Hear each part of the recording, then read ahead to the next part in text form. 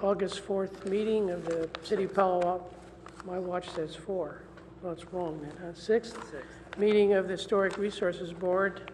Would staff like to call roll? It's very loud.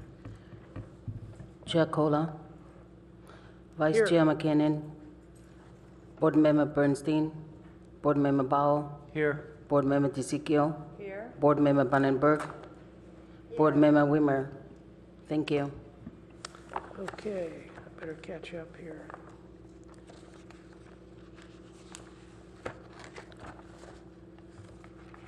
Let's see, next on the item is oral communications. If there are any members of the public who would like to talk on an item, we have one card. Very good.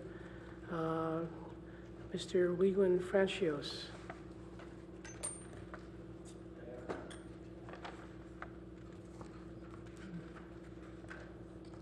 Thank you, Chairman Fuller. Leland Francois, and my address that I represented was 1991 Bay Road. And, Oh, okay.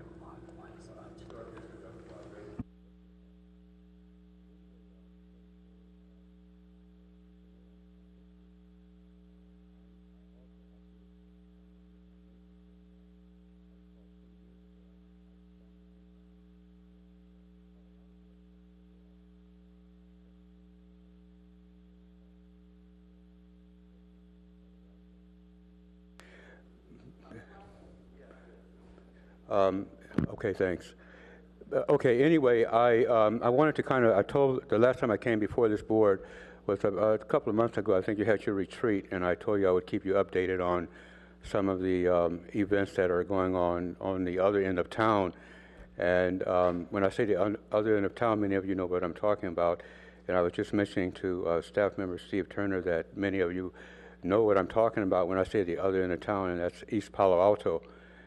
Historically tied to Palo Alto. But anyway, I've come to rest pretty much over in the Ravenswood Industrial Park area, and I found an interest in actually continuing the historic survey of all the industrial areas that served our communities in the early century, and I think that's a common denominator. Ravenswood Industrial Park, I believe Mountain View has an industrial park, Palo Alto, Redwood City, Menlo Park. So the Ravenswood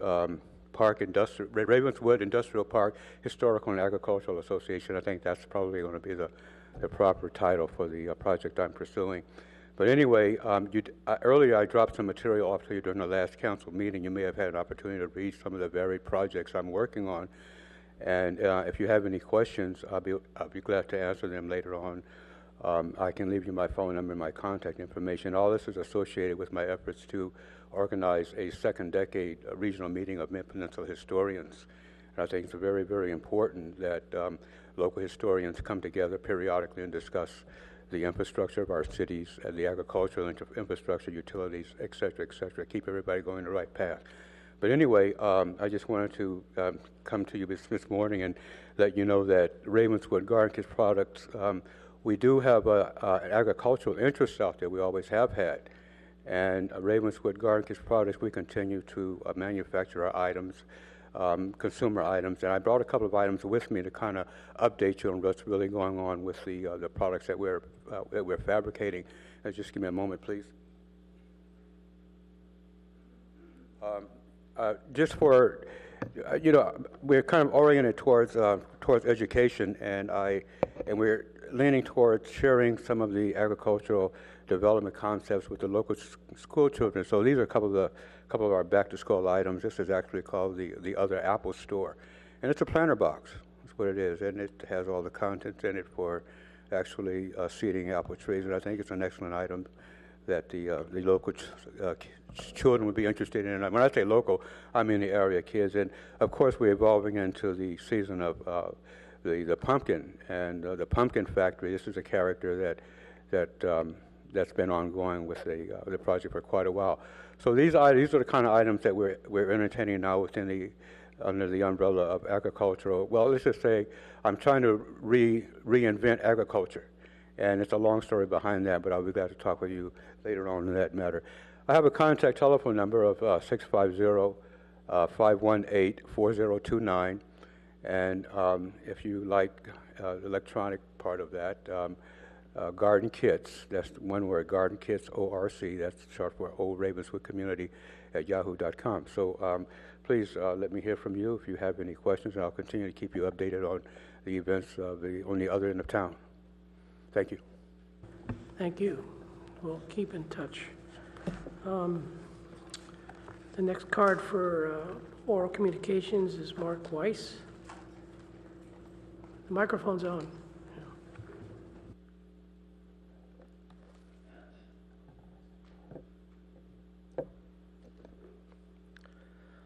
Good morning. I'm Mark Weiss, 1788 Oak Creek Drive.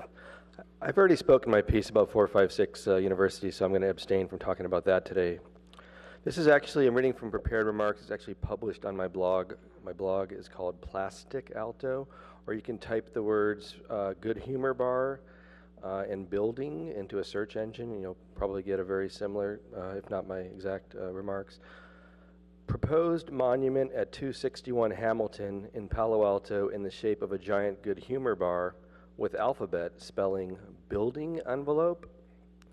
Being a concert promoter turned land use watchdog with forays into arts advocate and blogger has the weird effect of sometimes imagining a parallel world in which all my ideas come true. I am posting this while listening to a public hearing in the real world of the actual project by RR about 261 Hamilton, the University Arts Building, historic. Rather than granting building owner about $20 million worth of bonuses, why not build over the historic Spanish colonial a giant Good Humor Bar that spells out the words building envelope? Like Noam Chomsky, I believe better self-governance in a democracy can come from a close watch of the little things like words and letters. I propose at 261 Hamilton, superimposed on historic building, a giant Good Humor Bar spelling building envelope. Edit to add. What about a public safety building in the shape of the letters PUBLICSAFETY? 261, according to the proposed architect, is an L-shaped building. Why not add the P, the U, the B, etc.? Or maybe simpler, just a building shaped like police. It goes on, I'll spare you the rest. What spurred me to speak about that particular project, beyond the fact this is a nice way to say goodbye to Mr. Turner, is that as you probably all know, after this board and council, the developer was asked to revise his plans, but I noticed there's posted from Howie Dalmar et al. It says building renovation underway. Call for rentals, and I just think it's a little odd that they've posted that there since they haven't come up with a suitable plan yet. Thank you for your time. Thank you, Mr. Turner, for your service to our community, and we'll see you down the road. Thank you. Let's see. I think that's the last card here. This one is for Kingsley, okay? All right, that brings us to agenda changes, additions, deletions. There are none. There are none, okay. There's no minutes to approve. So we move on to the public hearing, and I was going to look for the, if you want to speak on any of the following items, you should fill out a card if you're not part of the applicant. And so we will then move to public hearing number 1, which is 221 Kingsley Avenue, the Fowler Mansion. It's a request by Max Keach on behalf of John H. and Sybil A. Fluke, trustee for Historic Resources Board, for proposed modifications to a brown shingled colonial revival residence designated to the historic inventory in category 2 and located in Professorville National Register Historic District. The project would include relocation of the house on the site closer to Ramona Street and reorientation of the house so that the front entry would face Ramona Street rather than Kingsley Avenue. The project would also include a single-story, 700-square-foot addition at the rear of the house and a new foundation basement. Environmental assessment category exempt from the provisions of the CEQA Section 15331 Zone District R1. Staff. Yes, thank you, Chair Kohler. Stephen Turner, Advanced Planning Manager. Just a very brief staff report before we hand the presentation over to the applicant, Max Keach. As the title states, this site is in the Professorville Historic District as a Category 2 on the inventory. As the HRB knows that all Category 1s and 2s in Professorville, and actually 3s and 4s, require review by the Historic Resources Board for changes and modifications. So that's why we are here today. The applicant will go into a little bit more about the details of the proposed project, but essentially it is moving the house so that it has the orientation on Ramona Street rather than Kingsley Street.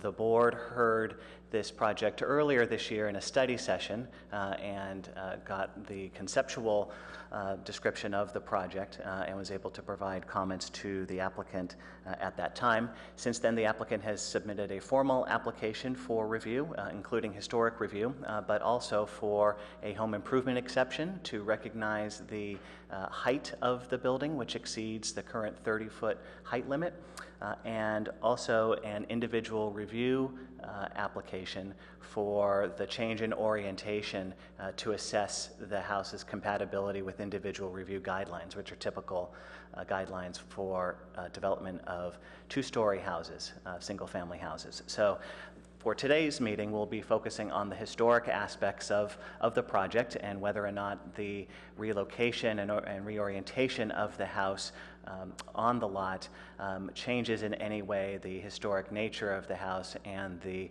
home's ability to retain as a Category 2 structure on the historic inventory and as a structure that is eligible for the California Register of Historic Resources.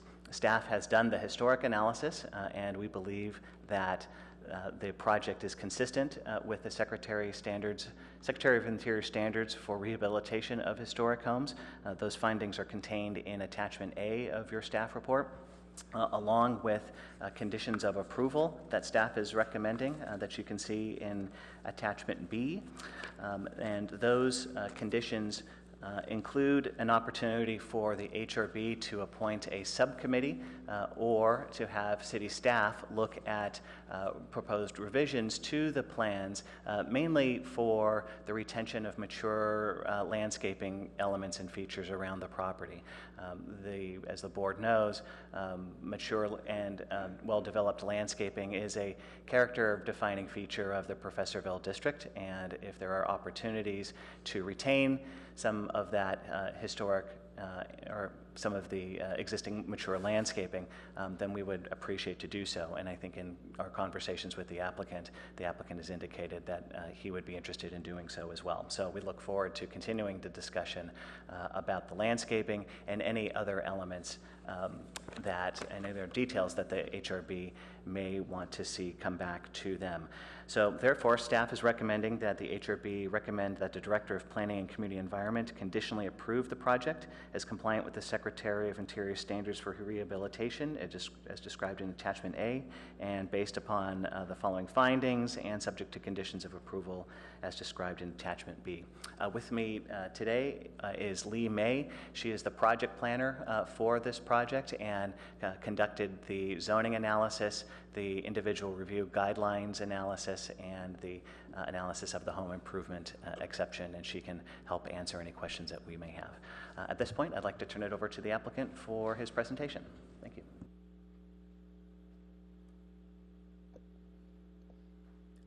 Good morning, board members. My name is Max Keach. I'm here today with my wife, Nahid. We're the applicants for the relocation and restoration of 221 Kingsley. Also with me today is my architect from International Design Group, June Ciliano, and Seth Bergstein, my historical consultant from past consultants.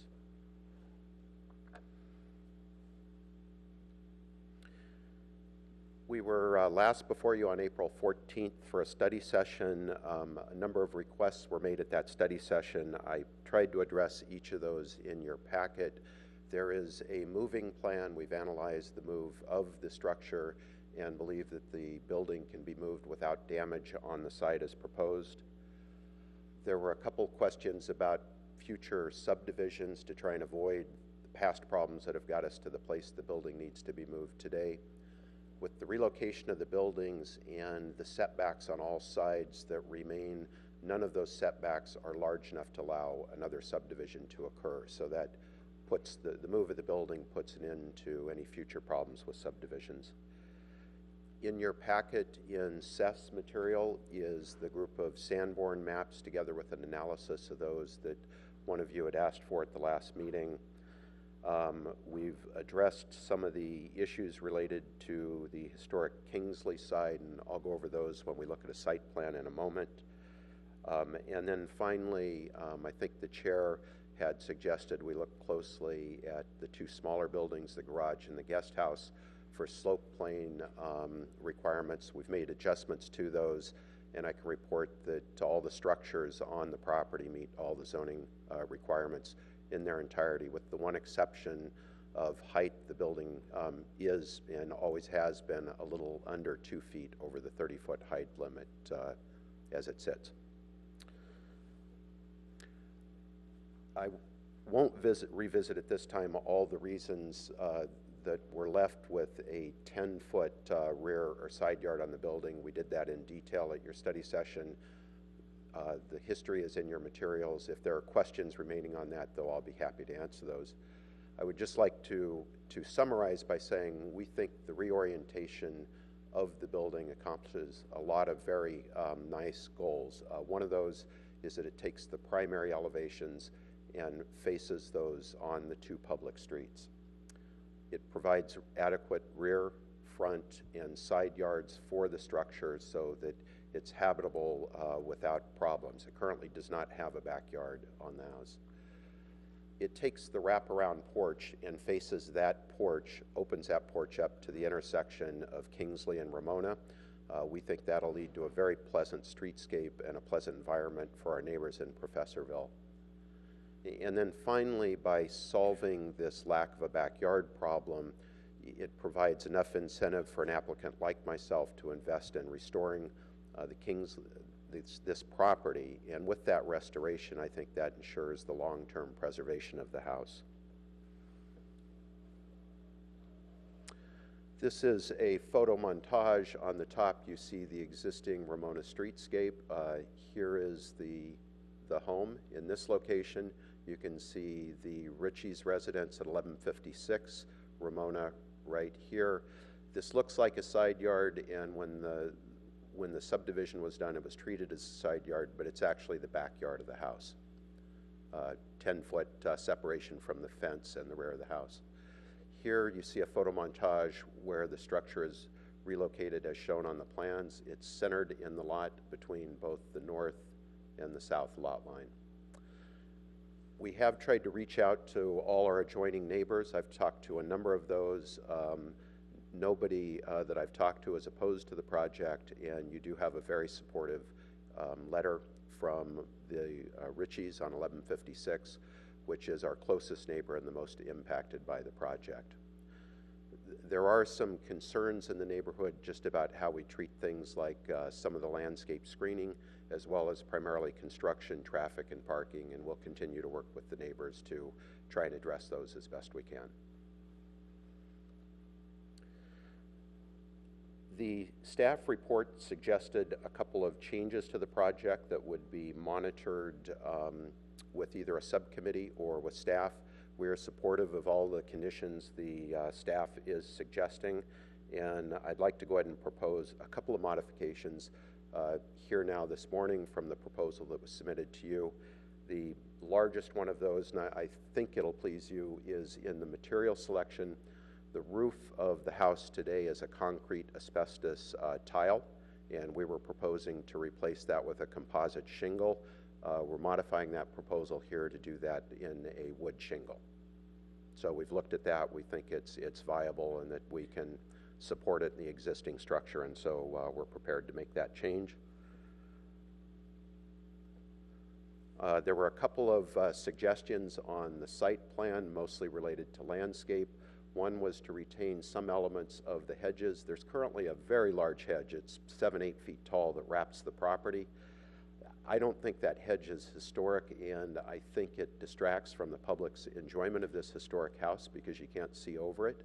But we are proposing to retain the hedge, if I can get this to work, from this corner down till the porch, and then we'll wrap that element back towards the house. I'd like to lower the landscaping on the frontage along this side so that the porch actually embraces the public rather than hiding behind it. There was also a suggestion that we should look at perhaps retaining and maybe relocating the date palm. There's a pretty large date palm on the property. It sits right here. We're proposing now to relocate that date palm to this location. Gates. There are 2 gates on the property. One's probably 50+ years old on the Kingsley side. It's shown in the photo here. It's a pretty large structure. There was a suggestion we retain that. So we are going to retain that on Kingsley and relocate it to serve as the gate for the guest house. There's another much smaller gate that exists right here on Ramona. We believe that gate was done in 2000 with the subdivision on Ramona. It relates to the driveway that was placed at that point, and we don't see any defining characteristics in that, and are proposing not to relocate that. If there are concerns that it may be historic, we could either address those in writing, or Seth is here to speak to that this evening. There was also a suggestion that we use used brick to define the walkways to the house. We're prepared to do that. They're shown both here and in the walkway to the guest house. We prefer not to do that, however, for the driveway. We think the brick material would call attention to the feature, and we'd prefer to let the driveway kind of blend in a little more. It's certainly not historic. At the time this house was built, there were no garages and cars, and so we'd prefer to let the driveway kind of go away as much as possible and accentuate those walkways. I think that covers the major changes to the site plan. Again, we concur with staff's report as well as their conditions. I thank you for your time. I'd like to thank Stephen for his service. It's been a pleasure working with him, and good luck in Redwood City. So, thank you. Are there any questions from the board? Since he's here, yeah. Go ahead, Martin. Oh, thank you.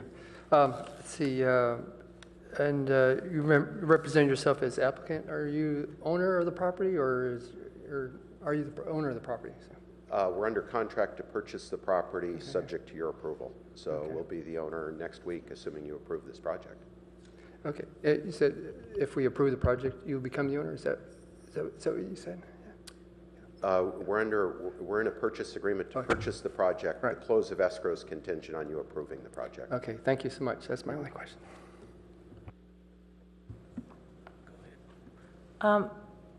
Just a simple question about the drive. What is the plan for the driveway? What kind of material? To use a stone paver. Stone pavers, okay. And You know, I think I've gone things out of order, but since we're asking questions, why don't you go ahead? Just a quick question about the brick. Do you know how old that brick walkway is? Or the brick in the, is that original? No, we would have to bring in used brick to make that walkway.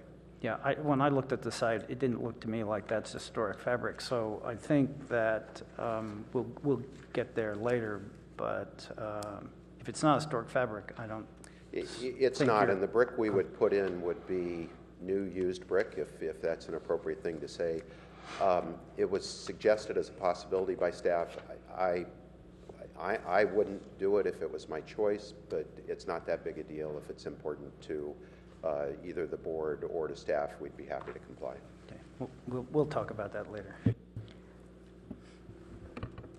Beth, go ahead, since we're out of order at the moment, but that's okay. Go ahead and ask your question. Do I finally get a chance? Sure, go ahead.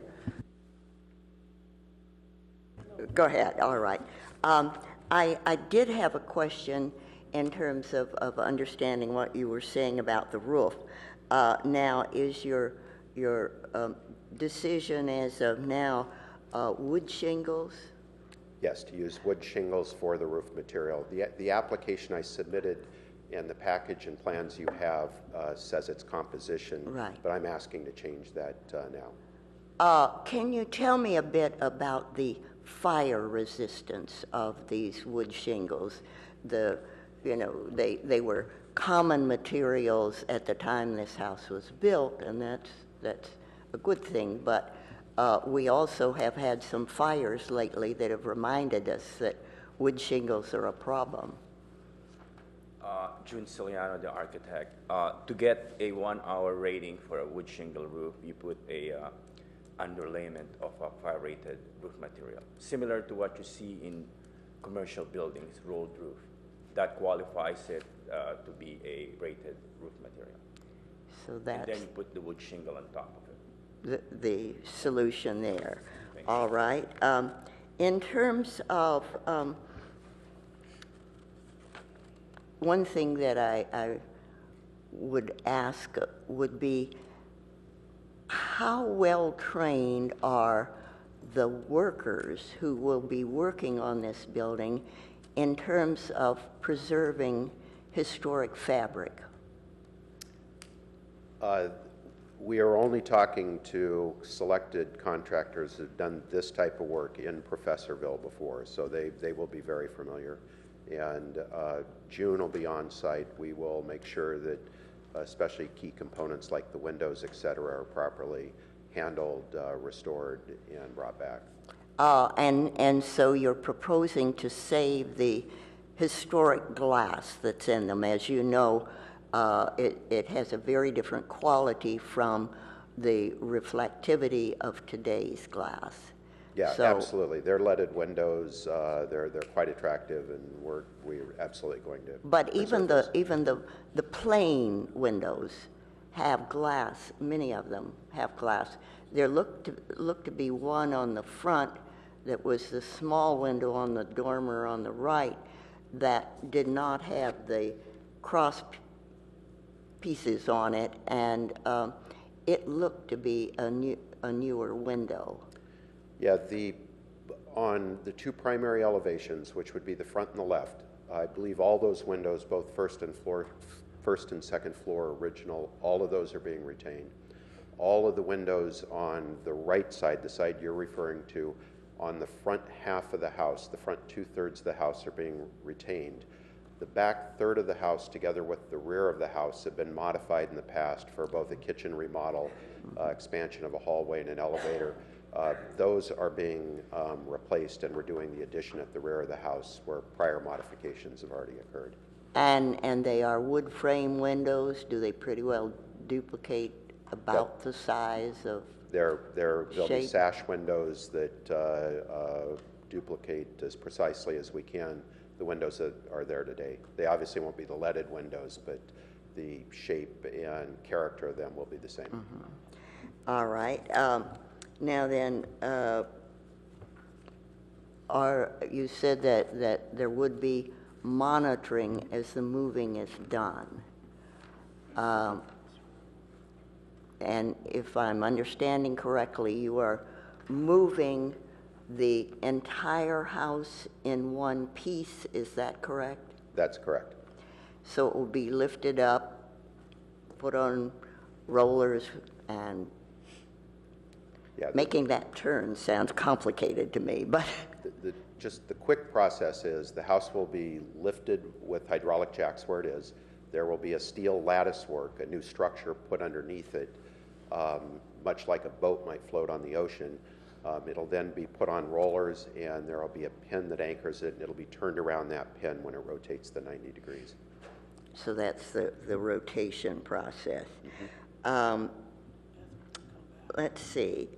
I think that those are my questions. Yeah, I think I messed up about our order, but I think we'll skip. We may come back to you with some more questions, but we should go to the next card I have here who wanted to speak on that, and that's Kristen Crosby. Thank you very much. Okay. Good morning, members of the board. Speak right into the We're mic. grateful that we have a chance to speak. We are direct abutters of this property. Our property was carved out of what will become the rear of this property. Our home is located at 1135 Emerson Street. We have owned it since 1975, when that piece of property was carved out of the original lot. I would like to interject here about the hedge. The hedge, I believe, is historic and has been there since the time that the house was built. It wrapped all the way around the property and along Emerson Street. The corner property that we own at 1135 Emerson, which also is up on the corner of Kingsley, is surrounded by that hedge. And in the very front left-hand corner of our property is a very nice rose garden that has been on the property, that was part of the original property at the time that the property was built around 1900. We still have those roses in our yard. I'd like to also mention that we have not been directly contacted by the people who are proposing this project. And though the people on the right-hand side of the property on Ramona Street are direct abutters and will be greatly affected by this, I'd like to mention, if you look at the original photograph that they presented with the house as it is now, with the Emerson Street side showing that whole original lot as it now exists with the other two pieces, ours and the next door property that were carved off,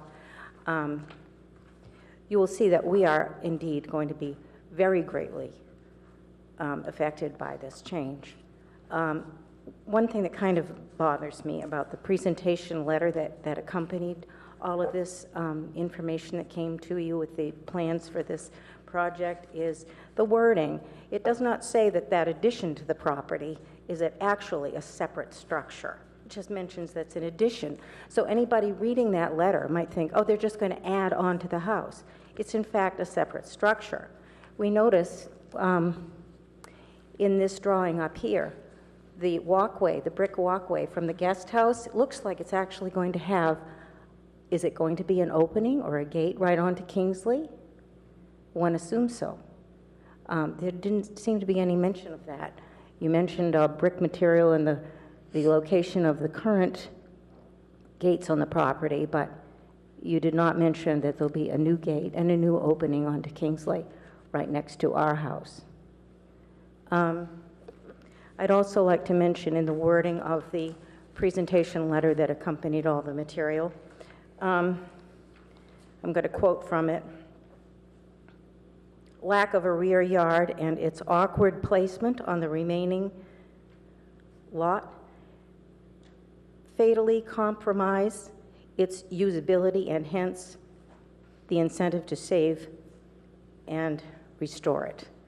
I would just like to point out that conveniently that wording specifically speaks to the project that they want to do. And then they continue, we found the front and rear setbacks to be inadequate for this alternative due to the narrower lot depth in this direction. Yes, for their purposes, but that doesn't mean that the property couldn't be retained as it is if somebody else wanted to buy it and not develop it. We were here yesterday and asked about this guest house, and we're told that what constitutes a guest house? Well, anybody can live in it year-round. You could have a tenant there year-round. So it isn't just for occasional use. And again, I'd like to just point out, we were not contacted by this. We were told by the tenants who rent our house, and yes, we don't live here. We live in Massachusetts and have for 34 years. We still own this property. We come to Palo Alto every single year. We're here now. We happened to have already planned this trip, and we're arriving on yesterday, Tuesday. We got this information in the mail from the city last week and thought we should definitely be here because we are greatly going to be affected by this. Well, we want to come back here. And though we don't live here, and we've been renting the property for 34 years, as I say, we come every single year, twice a year. We have never missed a year in 34 years. We stay in the neighborhood with neighbors every time we come here. We're here. And we intend to come back here in a couple of more years now that we're retired to live here part of the year. So this is a very important piece of information that we think you need to know, because even though it shows on the information that you received about all the abutters that we live in Massachusetts, we want you to know that we are very actively involved in managing our property and have every intention to come back and live here. So we thank you for hearing us. I have a question. May I ask? Can you tell me what your actual space is from the side The fence setback, to your house? It's 8 feet. It's 8 feet It's 8 in there. feet, right. And so that was a condition that had been there because of the That was the original split of the lot. that was original side setback. It was a Yeah. side yard Uh-huh. to that property, which that part of the property was also a side yard at that time. That's right. I just think that, you know, some of the things that I've mentioned may be minor, but I think these are things that shouldn't be skimmed over and that you should know that hedge has been there the whole And- time. And nobody has mentioned or even questioned that second walkway, which is going to open right onto Kingsley, right next to our property. And whether it's a walkway or a Looks like really it's going sort to of be, a driveway? looks to me as though it's going to be, to open and be there for access and egress for that particular guest house. I guess I'd like to ask Mr. Keach and his wife what their intended use is for that property. Are they going to be renting it out, or is it going to be just occasional use for guests?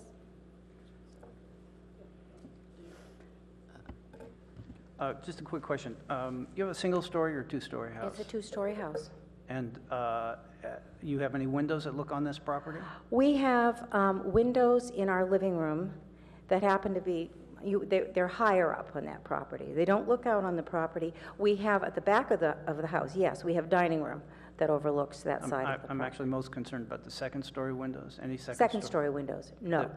So you don't actually see this property from inside your house? No, we do not. Oh, yes, from downstairs, yes, the dining room. Right. Great, thanks. Okay.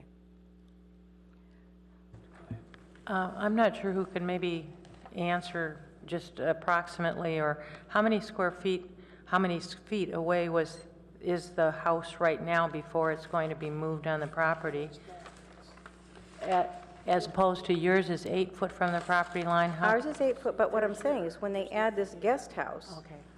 okay, you know, it's granted they'll be within, you know, their setbacks and so forth and so on, but what kind of bothered me about this whole thing is it talks about the addition to the house, but it doesn't mention that it's a separate structure. And I think anybody who might have gotten information in the mail or got some information about this property may not have been aware that there's a separate structure that's being placed at the back of the property, again, I think with a swimming pool.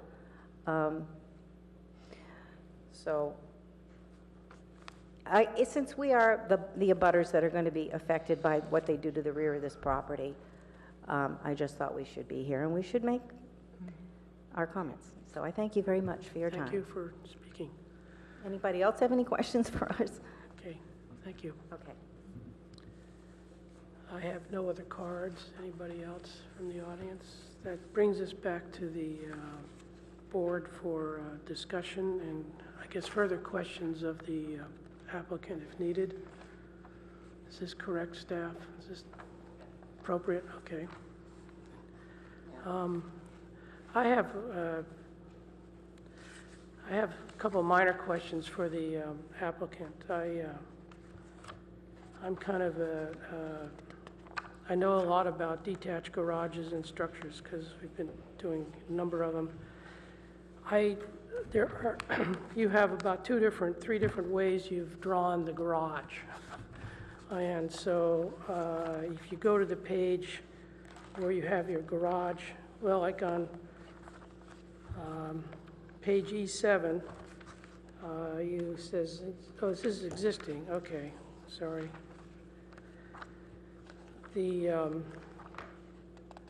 Looking for the page, I guess A11 shows the garage wall section, and it has the concrete slab is up 6 inches, and then it has a very small looking overhang Yeah, and then the garage section up above BB shows the wall flush with the deck of the garage. So when I took your scale and measured out the 1 foot, and when I do that, the gutter sticks into the property line. And then when I run up to 7'10", which was a dimension somewhere, up here it's 7'10", but it's not on the section. Here in the daylight plane for garages. Yeah, I'm saying 7'10", but when you run 7'10" down here, it sticks into the daylight plane. So that's a problem. So If that's the case, it's a mistake. We will not be in the daylight plane. I believe that finished floor elevation, while it's 6 inches above grade, we've dropped grade 6 inches to keep it out of the daylight plane. the other thing is that Bud Starmer of the building department is having a real problem with these houses on the property line because invariably they're in the daylight plane. And he is advocating, I don't know if that's gone through, a minimum setback of 3 feet for all these structures. That hasn't happened yet, has it? Staff? Lee May might be able to provide a comment on that. I believe that she's had a discussion with the chief building official regarding this project. It was not a discussion, but the chief building official, Homer Mael, had already made a comment that no overhang is allowed. He did not comment on the location of the garage. No overhang was allowed? Right. It's a fire code, fire safety issue. Within so many feet of the property line, you are not allowed to have an overhang. So Okay, well, that needs to be I guess redesigned. the point of what I'm trying to make is that when you look at the exterior elevations and you see the garage in the back on page, wherever it is here, I've seen it. It shows the garage sticking out in the back there, and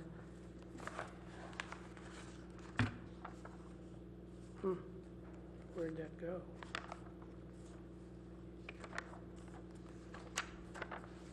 Maybe you could help me. I saw a drawing showing the garage, the front of the house with the garage sticking out on the side. Is it not here? A1.1, the site A1? plan? No, not that. The front exterior elevation of the front of the house. I thought it showed the garage sticking out the side.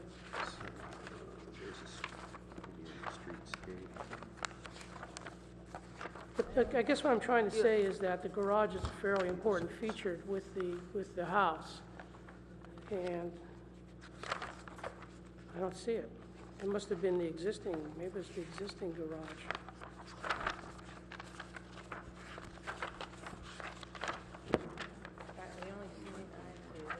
Well, I think, oh wait. What page am I seeing the garage? Okay, here we go. This existing. SS1, proposed streetscape, okay. So if you look on SS1, which is toward the back, Yes. you can see the garage. And I'm just saying the garage is a pretty important feature of this project because it's right next to this home. And if there's no overhang on the right side, that's not going to look, it's going to kind of look incomplete that you've got a garage. I believe there's a 1 foot overhang on the right side, but it does not overhang the property line. And so I think maybe we're talking in different terms. No, I here. think the point is the fire department, the new fire issues are that they don't want overhangs closer than like 3 feet from the property line because it Right. tends to catch the fire and it's a bad thing. Right. It is not whether it overhangs the property line, it is fire safety issue. And it's kind of complex. If you are so far away, you can have a little bit of overhang, and if you are 5 So feet away, you can have regular overhang. If it pleases, we certainly would have no problem with the condition that we demonstrate that this is compliant with code and the fire department. It is virtually an identical detail to what was used at 365 Lincoln and 433 Melville, which are the last 2 category houses that I'm aware of that were approved in this area by this Well, committee. but We've that's studied those a lot. irrelevant because these fire codes just went into effect a year and a half or so ago, so it's... Again, we'll make sure we comply. We'll Okay, do whatever. but the other thing is the problem with these garages on the wall, on the property line like this is that you can't get access to maintaining the walls. Because we have one underway on California Avenue, and the neighbor has absolutely said, you are not to come on our property. So the owners have built this whole wall, painted it and everything, lifted in place. And it's to me, it's kind of not a very good situation. You have this garage and you can't even maintain the wall because you can't get there if there's a fence.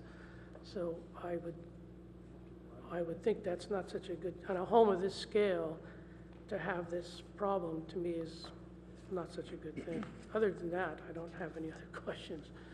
It's just that these little things here end up being big problems out in the field where, oh my gosh, we have to move this and this and that. The next thing you know, the situation gets changed from what we've approved. Okay, that's all, I think. Is there a materials board? Yeah, I guess, is this your materials board? That's the other one. Okay. So is there no materials board available?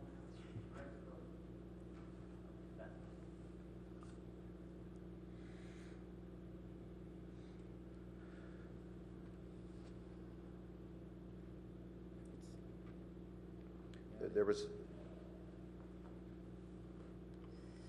So there's a so slide of it. it's wood but- shingles on the side of the house as it is. We're proposing now to replace the concrete asbestos tiles on the roof to wood shingles, which would have been the condition when the structure was built in 1902. Windows staying as is. The gutters are all rusted out. We're proposing to replace those with copper. You've got an off-white Copper is not allowed in the city of Palo Alto. on historic homes. I think it's just a blanket across the road. Yeah, go ahead. Currently, the house, part of it has copper gutters and part of it has galvanized sheets. So we feel that the section that's more historic has copper in it. So in time, the gutters has changed from, You can't use copper. okay, Palo then Alto. we will use, we can go back to galvanized. You can? On historic properties. We do see it on other historic properties, but Does anyone know whether you could? Yes, there's an exception that you can use, this is Martin Bernstein, you can use copper materials on listed historic properties in Palo Alto. It's an ordinance that allows for that. Thank you. David has a question. I have a question. Martin, is that like utilizing the historic building code? No, I think it's a part of the Palo Alto code, not historic building code. So, thank you. Okay. Is somebody from past here, your historic, can I ask you a couple of questions? When you were doing your review of the property, did you find any pictures, historic pictures? We have one in Gone Tomorrow, a publication, local publication, but it doesn't really, it doesn't show any hedges, and you can't really tell whether the brick is actually historic. Did you find anything out about that? I did not find any photographs. I don't, I'm not an arborist, so I can't say from a biological standpoint if the hedge is historic. The hedge appears to not be historic given its size and its age to me, but I'm not an arborist, would not want to make a statement on that. The only photos I had located were duplicates of the one you have. Yeah. Okay. And you're exactly right. It does not show the hedge, which is an interesting indicator. The question on the brick paving, anybody who has a knowledge of brick materials can go out there and get a quick look at that and give you an answer. Probably anybody here on the board could do that, but I certainly can get an answer to you on brick paving if you need it. Well, you were the project historian, so I mean, hired by the owners to do this, so I thought I would ask you first. I've looked at the brick, and it doesn't look like it's old. It doesn't look like it would qualify as historic material. I walked the property before the meeting today and walked all the paths, and I didn't see any historic paving on that site right now. Okay, Stephen, can I then direct this? The staff didn't see anything. No, any evidence? we don't of have that any is? evidence of Okay. the pavers being historic. Thank you. That was my only question. One more question of the historian. Did you check the archives of the city of Palo Alto for possible historic photos? I went to the local repositories here to look for photos, and as I said, I did not see anything other than the duplicates that we have. You went to what? I went to Palo Alto. I went to the Palo Alto Historical Association down at the school, and I went to the Design Center, yes. Okay, good. Do you have any evidence that the galvanized was original even, or was it possibly wood gutters to start with? Galvanized would not be a common material in 1907 Right. for gutters. I would not expect galvanized to be on that building at the time of the construction of the building. Copper is also not a common material for gutters at that time either. It's possible in a house of that construction. I did not get on a JLG and actually physically look at the gutters, so that would obviously be an answer we can get to you. But galvanized is not appropriate, at least historically, when the house was constructed. It was likely added at a later time. And also is the original shingle that's on the house right now, is that also going to need further restoration? There's probably going to be isolated restoration on the shingles. A lot of them are in good condition. So I don't see a problem with matching pattern, matching material, and matching coating. Should not be an issue. A lot of them are in good condition. So there's plenty to work off of, if that's your question, yeah. Should be easy to match. And I guess next, it's a rather simple, I mean, it's much more complicated, I'm sure, but if the garage is an issue because of its location and the house is being moved, is there the possibility that the house gets turned around and gets moved 2 feet over? But of course, that would affect all the plans. Well, that's a question for the designer, not for me. But bear in mind, there were no garages at the time of the construction of this house. So it's an added feature. It would be, I think theoretically it would be possible to slide everything 2 feet if it was needed. I'm not sure you don't replace one condition with a more awkward condition, which is a 3-foot gap between the fence and the garage on that side, but it certainly would be, it's possible, sure.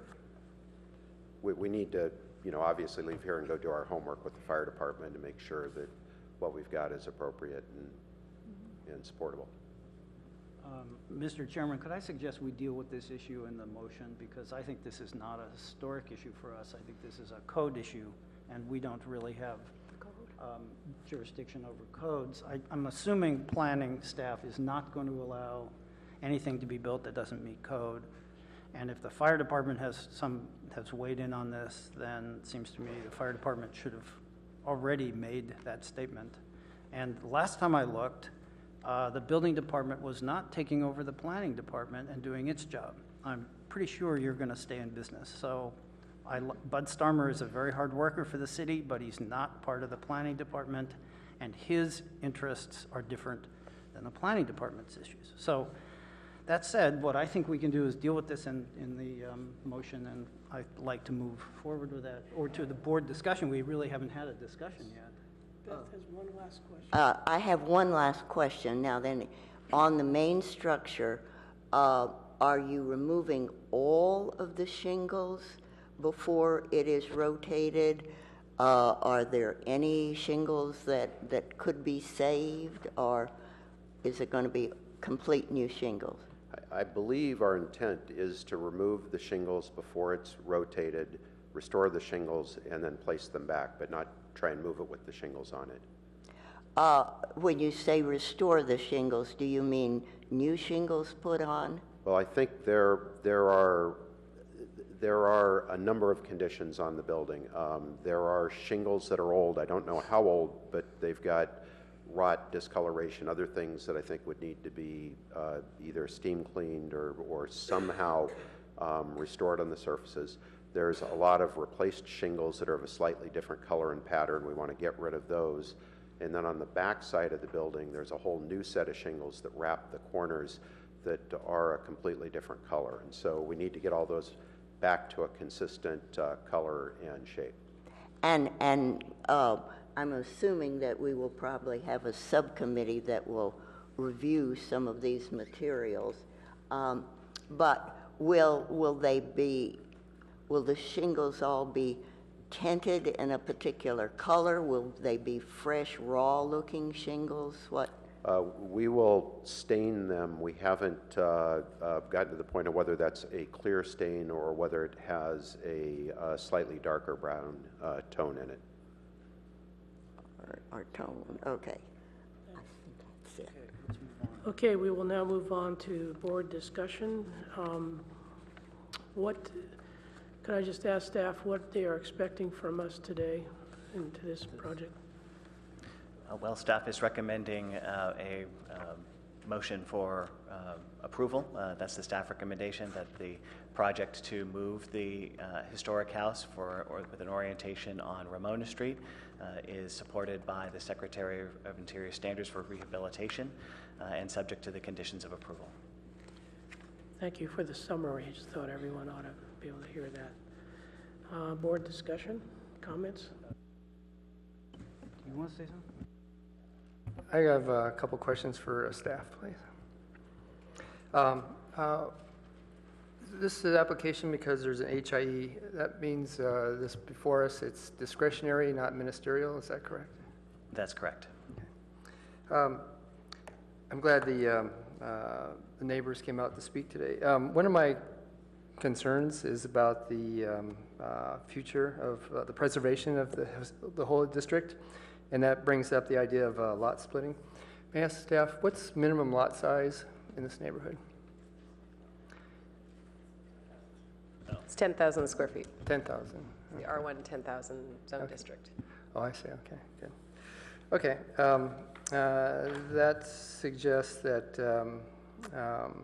if the proposed house was moved closer to Emerson, and then if there was a minimum lot size there, could there be 10,000 square foot left over? And my math should suggest that there cannot be another 10,000 square foot lot created out of this.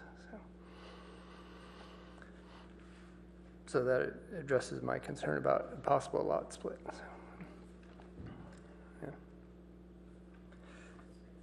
Let's see, what is the, I'm sorry, let me just quickly, does this show what the existing lot says? I'm sure it does. I didn't follow up on that line of thought.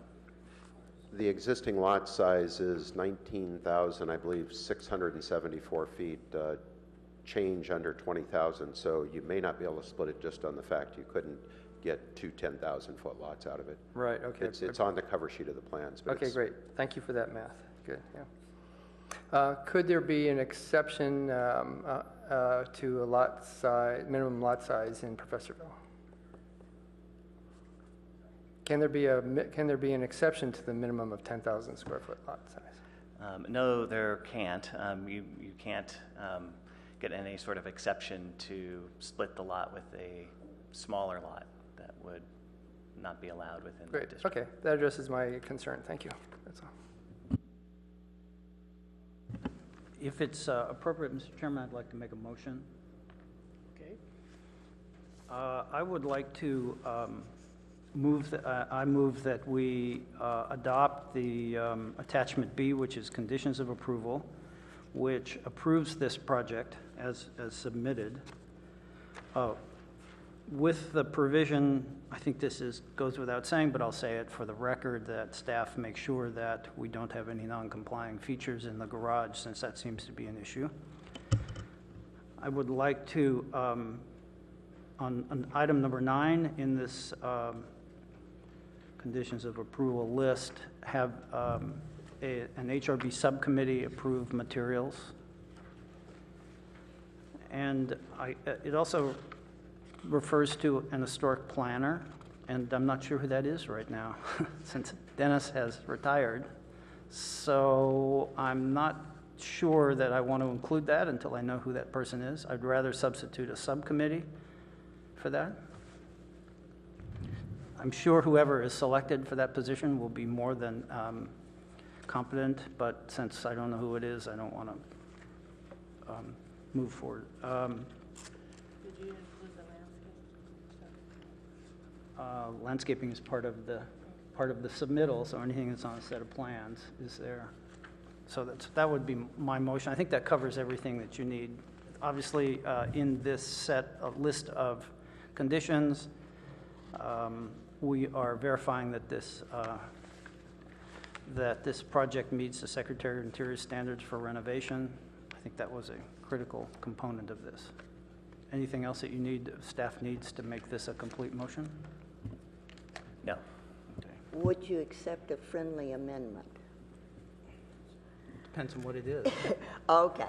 I would suggest a friendly amendment to maintain the pittosporum hedge that is surrounding the building, because that is a feature of so many of the houses in Palo Alto, in the Professorville area.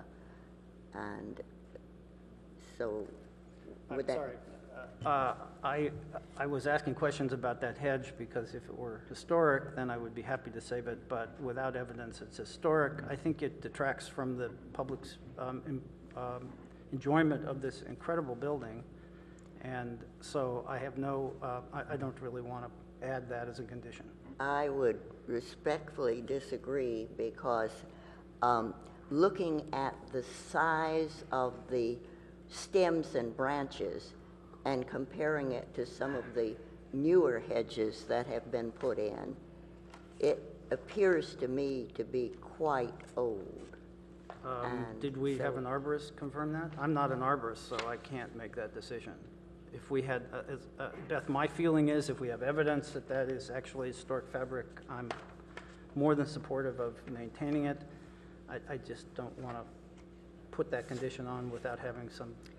Would you accept the condition to have an arborist look at it? I think an arborist has. We have 11 pages of tree report here, which has already killed a number of trees on this project. I'm dumbfounded by that. I think if that had been an issue, it would have already shown up.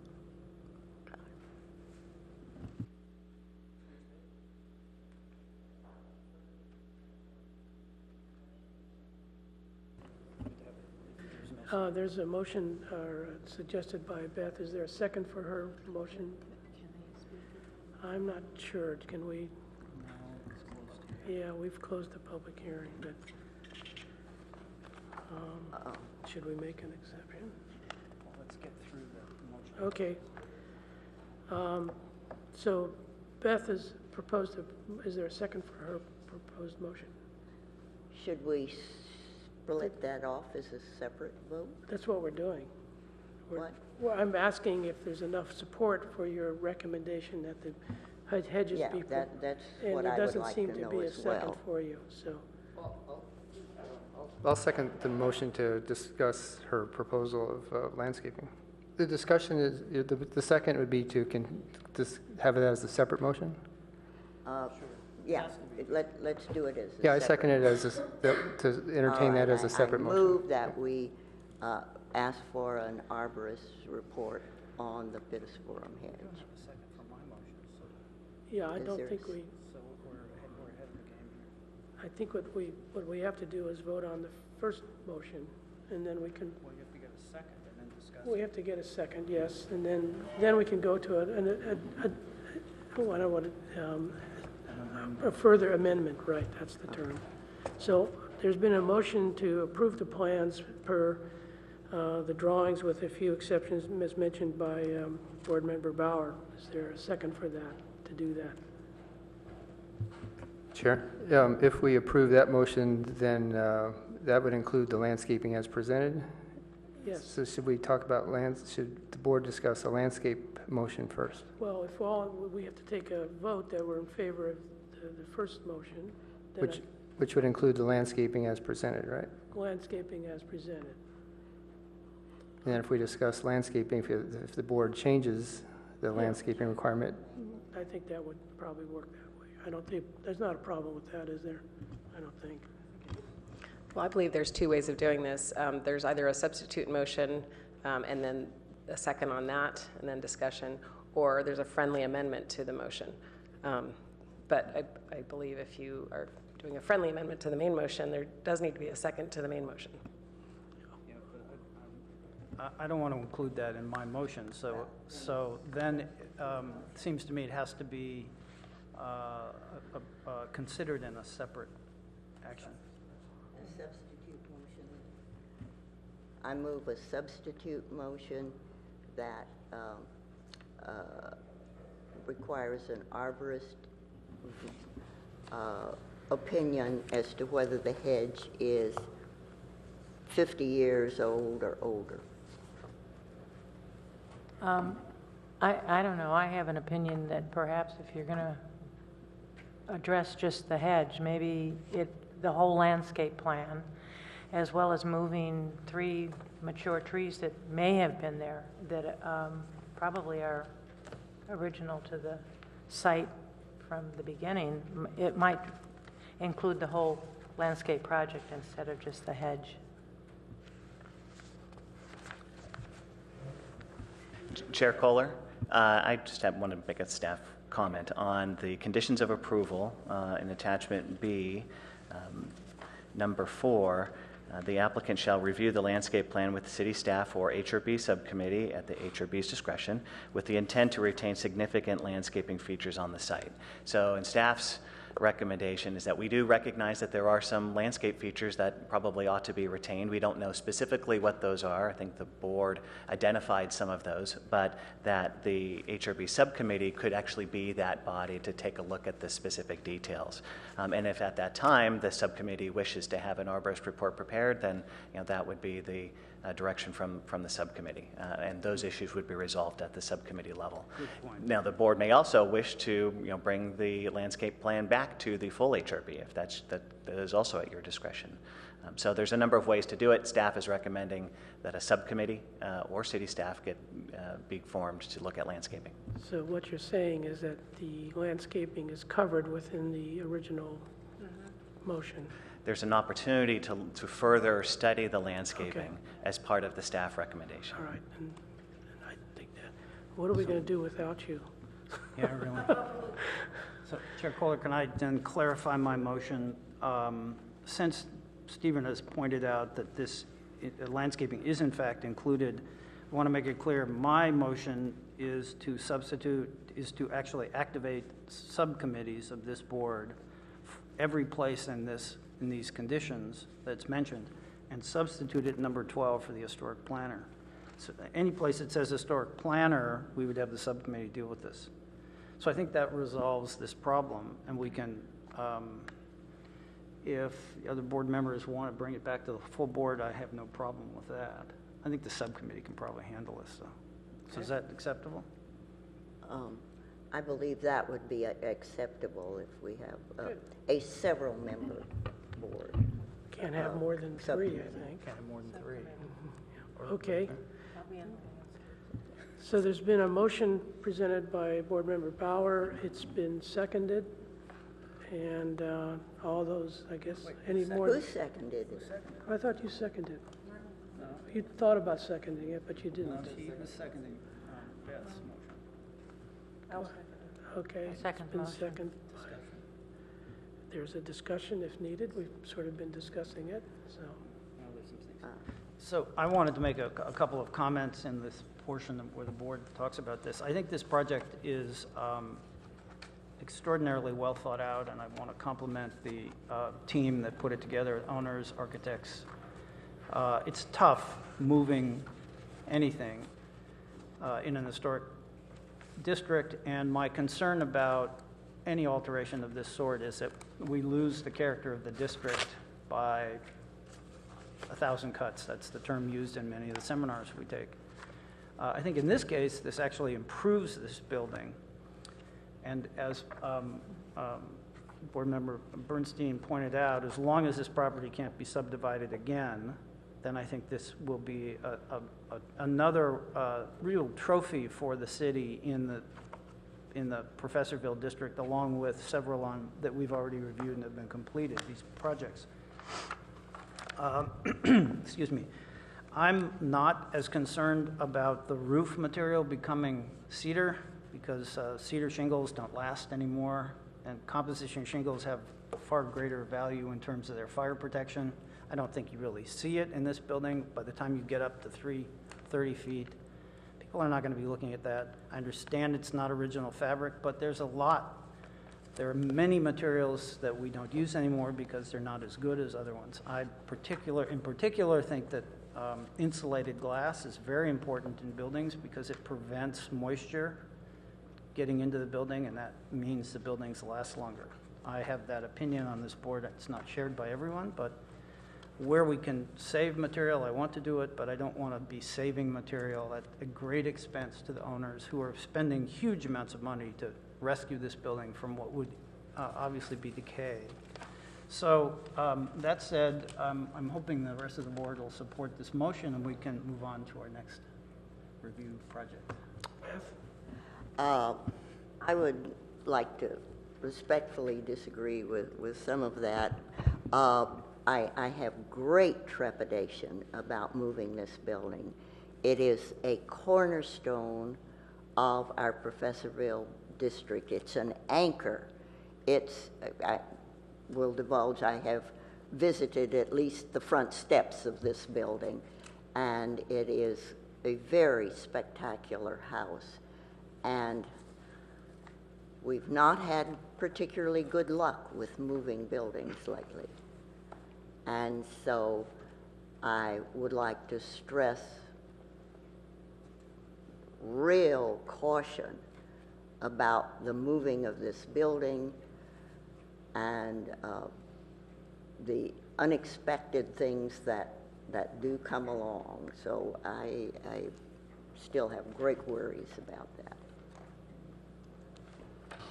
Yes, I've also been in the property when it was open house, and I toured it extensively.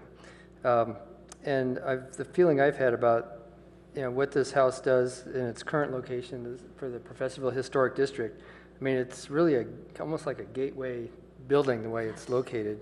And almost, I even refer to it as the Grand Dame of the neighborhood. And when I do think about it being moved, I mean, I understand how it then relates to the street it's going to be facing if it gets proposed to be moved and approved to be moved. I think it loses some of its Grand Dame character. That it's really a portal to that view here. So, and we've had before us other projects in Professorville that have been changed, and I've seen some of those relocated, and they look fine. But it more kind of blends into the street scene rather than being as prominent and dominant as it is. So that's my concern. That's why I would not be supporting the motion to move it. Thank you. Okay. Well, as far as moving the home, I was involved in moving the oldest home at Atherton. We moved it over, built a basement, pushed it back on top of the new footing and expanded it. And you go by it now, it's a beautiful looking home. It stands out, you can see it, and it just blends right in with the Atherton. And the addition done at the rear is, if you look carefully, you can see that it's new, but because it is really new, you can tell that it's new, but it doesn't stand out as being an addition stuck on. So in this home, a lot of it is staying, at least the front portion, so it's really going to basically look the same. I think, except for the fact that it's going to be closer to the street than it is now. However, I think you will get a better view of it where it is being moved to from two sides rather than the one side. So I think it's a wonderful thing to be able to get this house, and it'll be good for another 100 years. So I guess we have a motion before us, and any more discussion? So all in favor of the motion by Board Member Bauer, say aye. Aye. Aye. Aye. All those opposed? Nay. 2 nays. See, 3-2 wins, I think, yes. You don't have to get more than one, do you? So that motion passes on a 3 in favor and 2 not in favor. And a board member absent. 2 board members absent. And so thank you very much for your presentation, and we'll be having subcommittee meeting, and we'll be in touch and maybe asking for data from you as well. Thank you.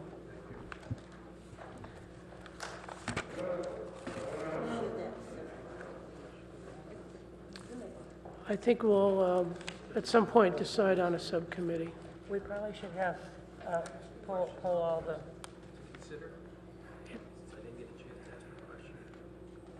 I'm not sure I can do that right now after the meeting, or you can talk to staff.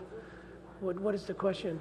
Simply, we own 1135 Emerson Street. When the house was built for this property, it was supposed to have a Kingsley address. The front door faces Kingsley. Because the Historic Commission back then said that was going to destroy. Chair Kohler, you Yeah. may want to, if you want to discuss That this is something further you can personally, talk you to can take staff a. about, actually. That was a historic reason not to even put an entrance. I, Now they're going to put yeah, an yeah, it's, Chair Kohler, if you'd like to take a break, then you can say a 5-minute break, please. what the next, take a 5-minute break Yes. and let, Thank you. okay.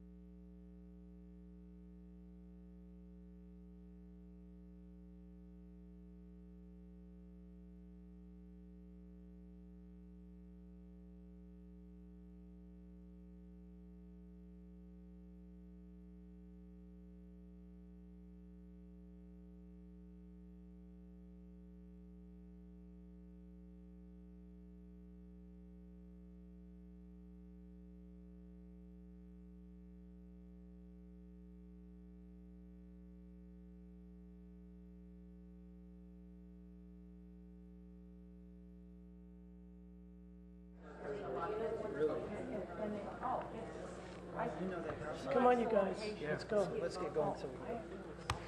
Oh.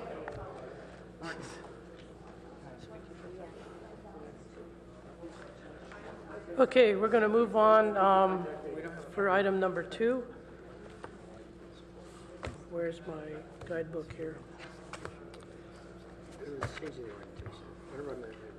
You guys ready? We're going to go ahead and get started. She'll be back in shortly. This is item number 2, is 456 University Avenue, the Varsity Theater. Request by Sanjay Siroli on behalf of the Palo Alto Theater Corporation for Historic Resources Board review of exterior and interior modifications to the existing building for a proposed eating and drinking, personal service, retail establishment in a manner that would retain the character defining features of the building. Exterior modifications include placement of non-structural cafe-style seating, cafe equipment, lighting in the courtyard, replacement building entry doors, and other minor alterations. Environmental assessment category exempt from the provisions of the CEQA Section 15331 Zone District CD-C GFP. Covers everything, I think. Yeah, GFP, all right. So staff. Yes, good morning. Chair Kohler, Stephen Turner, Advanced Planning Manager. The HRB is very familiar with the Varsity Theater site. The site has been before the HRB a number of times over the years. In the 1990s, of course, with the change of the building from a theater use to a retail establishment and the installation of a Borders bookstore and all of the historic and seismic renovations that took place in order to prepare the building for that retail use. Certainly the board is well aware of that project and the history behind the Varsity Theater. The Varsity currently is a vacant building on the first floor. The second floor is being used by a office building, Samsung, so they occupy the second floor. But the first floor is vacant, and the applicant is proposing a eating and drinking and personal service style use on the first floor, and they will go into a great amount of detail about their proposed uses and the changes that they are proposing for the building. The applicant is really intending to try to take a very light touch to any sort of interior or exterior changes to the building, as you can see in the project plans and we'll hear from the presentation. As compared to a project that the board recently reviewed where that applicant wanted to add a covered roof over the courtyard. No such proposal exists here, thereby retaining the visibility of much of the character-defining features in the courtyard, as well as retaining character-defining features in the interiors of the building. There are some changes that staff has described in great detail within the staff report with references to specific page numbers and details, and so we would ask that the board refer to that. The staff has also included at places today a sheet of lighting specifications, which includes some details of installation of lighting throughout the courtyard. Most specifically, and we think that this is very helpful. There are other changes, of course, in the interior of the building, including new seating and new millwork, and restoration and retention of existing character-defining features, adding some enclosed office areas by installing glass curtain walls that are set inside of the historic columns so that those would be retained. And overall, staff feels that this project is consistent with the Secretary of Interior standards for rehabilitation, as we've described in the staff report, subject to conditions of approval. Those conditions of approval, similar to the last project, recommend that an HRB subcommittee or city staff review additional design work and details for construction both at the interior and in the courtyard. Although the plans are relatively complete with those details, we believe that the HRB would appreciate to see additional specific design details and construction details so that the board can get very familiar with the proposed construction on the inside and how that might affect the character defining features. So staff is recommending that an HRB subcommittee be formed to review those details prior to the issuance of a building permit. The applicant has provided materials and color samples, and those are included on a board on the dais. They refer to specific color numbers which are contained within the project plans, but the board may want to consider a more specific exhibit to show the applications of the specific colors, perhaps on an additional sheet. So that might be an additional condition that the board might want to consider. So with that, staff is recommending that the HRB recommend that the Architectural Review Board and the Director of Planning and Community Environment approve this project as compliant with the Secretary of Interior standards and subject to conditions of approval.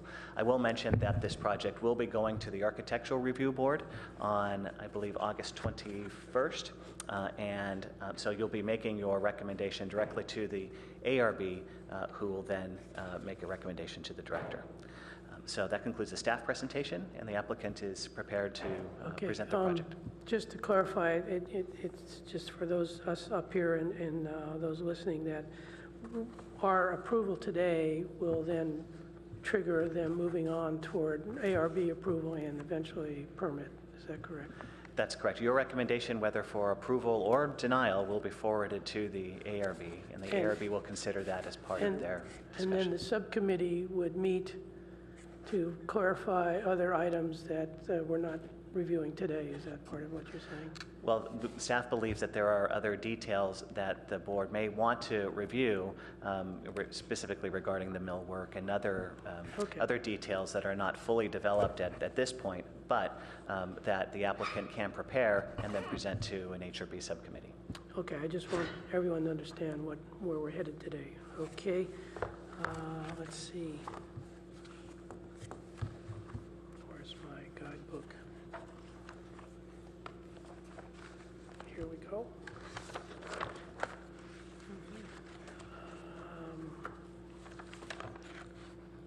So I guess we now would have, I'm missing my guide sheet, but now we would hear from the, do we take questions from you guys to the staff first? Or? Open the public hearing, and okay. So we'll hear from the applicant now, if there's anyone here who would like to present their thoughts. Thank you. Thank you, Board. My name is Sanjay Shirole, and I'd like to thank you for having us here.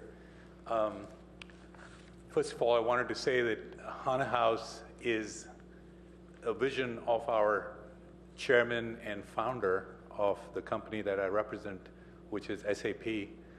And the vision is to create global HANA houses, and this happens to be the first location where we want to create a fantastic environment, and then based on the learnings from here, we would replicate it in other places. I do have, along with me, my colleagues, Param Bedi, who is an architect in-house at SAP, and we've retained Gensler, the architecture firm, and I have Antonia Kalis, who is leading the project from the Gensler side, and they'll be helping me answer any questions that you have or the members of the public have. I don't need to go into too much history about the new Varsity Theater at 456 University Avenue, but we wanted to kind of cover some of the high-level elements here from a timeline. So after being built in 1927, it was a first-run movie theater until 1987, and then an art theater until 94. And subsequently, Borders Bookstore moved in 95, 96 until they closed doors about 3 years ago. It has remained unoccupied for the past approximately 3 years, and attempts to reopen the building as a retail outlet, as a restaurant, et cetera, have not been successful. We believe that this is a loss to the citizens of Palo Alto and to the urban vitality of Palo Alto's downtown district. And we are proposing to make changes and open a new HANA House here, which we believe is a defining new cafe experience where creative individuals, entrepreneurs can come together, meet, socialize, share ideas and connect with experts. Just the building itself lends itself to be used by the public, and we are very cognizant of that. So we've paid a lot of attention to that as we've executed on this project, and you'll see that as we go through. We do want to preserve the Varsity Theater's architectural heritage for future generations and add to the urban vitality on University Avenue. I'm sure you've walked down University Avenue as you go east towards Middlefield, and as you get towards the last few blocks, it's lost some of its vitality, and I think with the opening of the 456 University Avenue property, a lot of it might be brought back. We want to preserve and celebrate the historic detailing, and we've shown some pictures here on the building facade as well as the interiors. We want to maintain the spatial integrity of the other historic areas like the courtyard, the lobby of the space. We do assure you, and you'll see that through our plans, that all new construction will be minimal. We want to keep that, and make it complementary to the historic character of the building. We are looking, as Stephen mentioned, to maintain a soft touch to the entire building. So the primary objective of Hana House is to make it a public working cafe. So once again, with the opening of Hana House, this space will be a public space. It'll be open to all. We will provide a unique combination of services that offer benefits to cafe patrons who come in. We do plan to schedule events that will make Hana House a hub for the public and for the entrepreneurial community. We are trying to blend the past and the future. It will remain a locus of Palo Alto's cultural and intellectual life. It originally was a cinema, it then became a bookstore, and now we want to make it a working cafe. Hana House will nourish, the entire facility is a cafe. The entire facility is open to the public, and which will feature a full spectrum espresso coffee service and nourishing bistro food. From a connection standpoint, patrons will be able to avail of collaborative environment, including tools such as power, internet, the ability to use telepresence, teleconferencing facilities, and other technology elements. We do want to enrich, create enrichment environment for the people who come in by scheduling regular events, lectures, training programs, music and entertainment in that space. The community itself, we want to be very clear that this is neither an office space nor a place where SAP employees will work. I just want to remind the board that SAP does have hundreds of thousands of square feet of office space right in Palo Alto. We are residents of Palo Alto on Hillview Avenue and on Deer Creek. And really the focus of this space and the vision of our founder, Chairman Dr. Hasso-Plattner, is to keep it a public place. So why is SAP doing this? I think this is a question that comes to mind for everyone. We are definitely planning to build a global street presence for SAP with similar cafes planned in Berlin, in London, in Shanghai, etc. So again, as I said earlier, this is the first of many such locations. We will connect with innovators who experiment with and create new technology products and solutions. Given what SAP does, it's very important for us to stay in close touch. And we strongly believe that cafes are the hubs of such activity. And the picture that I have put up here is actually a rendering of Lloyd's of London from 1688. And as some of you are probably aware, Lloyd's of London was a cafe. And some of the ideas that came out of that and were imbibed by Lloyd's to become one of the largest, insurance company, global insurance company in the world. We also want to expose some of our technology, and we don't want to do it by putting in our brand there. So that's one of the reasons why you don't see SAP's brand coming in. This is a brand new name that we've come up with, and it's a completely new brand that we're using and creating for the space. SAP is a resident of Palo Alto, as I said, and we would like to engage with the broader Palo Alto community through HANA House. I also want to say that I personally, as the head of HANA House globally, I am a resident of Palo Alto. I've been here for the last 17 years, and I would not be part of a project that does anything that takes away from Palo Alto's vitality in downtown. We have partnered with a great partner in the coffee business.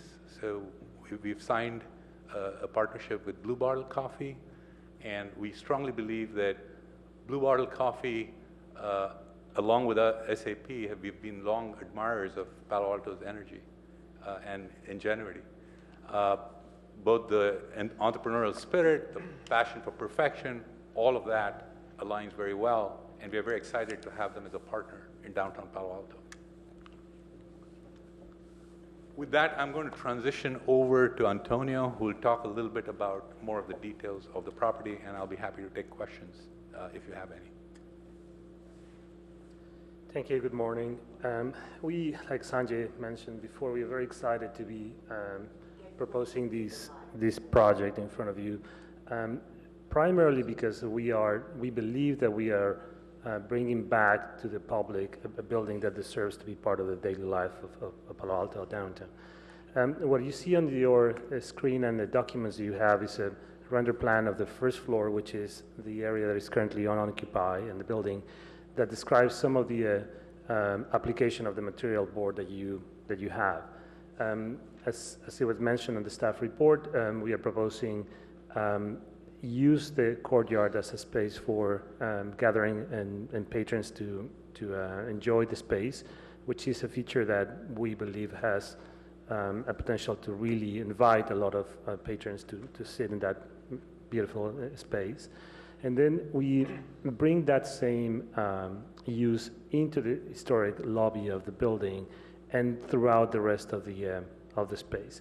We want a space that is full with patrons that enjoy not only the courtyard, but the historic lobby of the space and the rest of the areas that we're setting up for different type of events and work settings.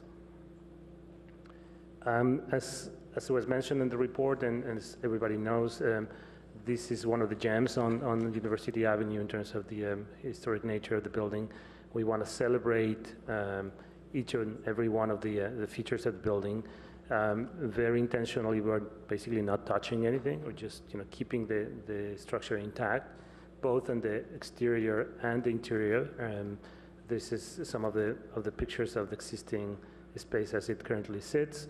As you know, there was a renovation done with the project that was approved for the utilization of the second floor as an office space. So again, we are very careful following guidance of the staff about this soft touch on the structure. This is a rendering of what we intend that space to be a little more detailed and developed from those other renderings that are part of your set. In this case, it sort of presents an idea of including some additional lighting that will allow the space to be used on a further hours and enjoyed by the public. Again, this is an idea that we'll like to discuss with you and see if you feel it's appropriate to enhance the space.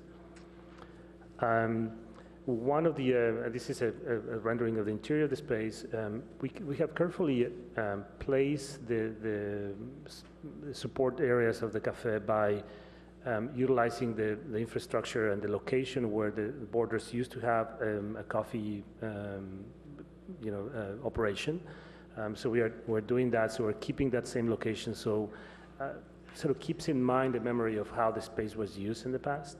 One of the things that we are trying to, or we're proposing to do is And it's probably the most important change that we're proposing to the space is to renovate the floor on that historic lobby by using a tile that you have a sample on the board, which we believe it enhances the character of the building. The current floor there is a stamped concrete floor that staff has confirmed that it's not a historical element, and we think it detracts a little bit, makes the space a little darker. So we want to make the space a little lighter by introducing a material that seems more appropriate to the rest of the characters of the building. This is a view of that sort of technology desk where we plan to provide some guidance for the users in terms of what features are offered in the space for them as a working cafe. This is a reflected ceiling plan that is also documented on the package that you have. Again, we are just restoring and maintaining the existing features and fixtures that are in the historic lobby, and then we're just creating some more specific lighting elements for the functions of the space in the back.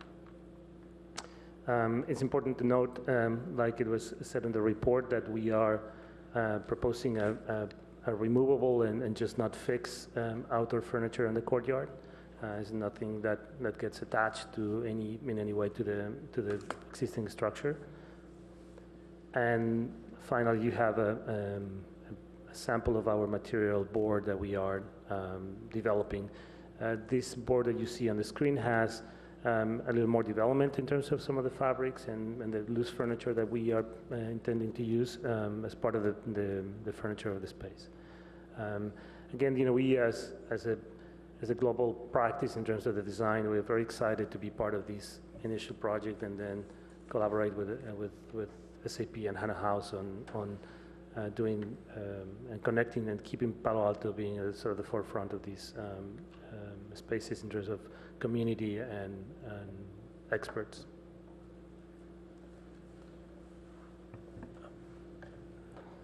Okay, I guess according to protocol, we're supposed to have questions of the applicant and then we take public comment, or do we do the public comment? I don't have my little sheet. I'm asking for help here. No, so. you can choose any method that you prefer, Oh, but okay. I think typically you do hear from the public.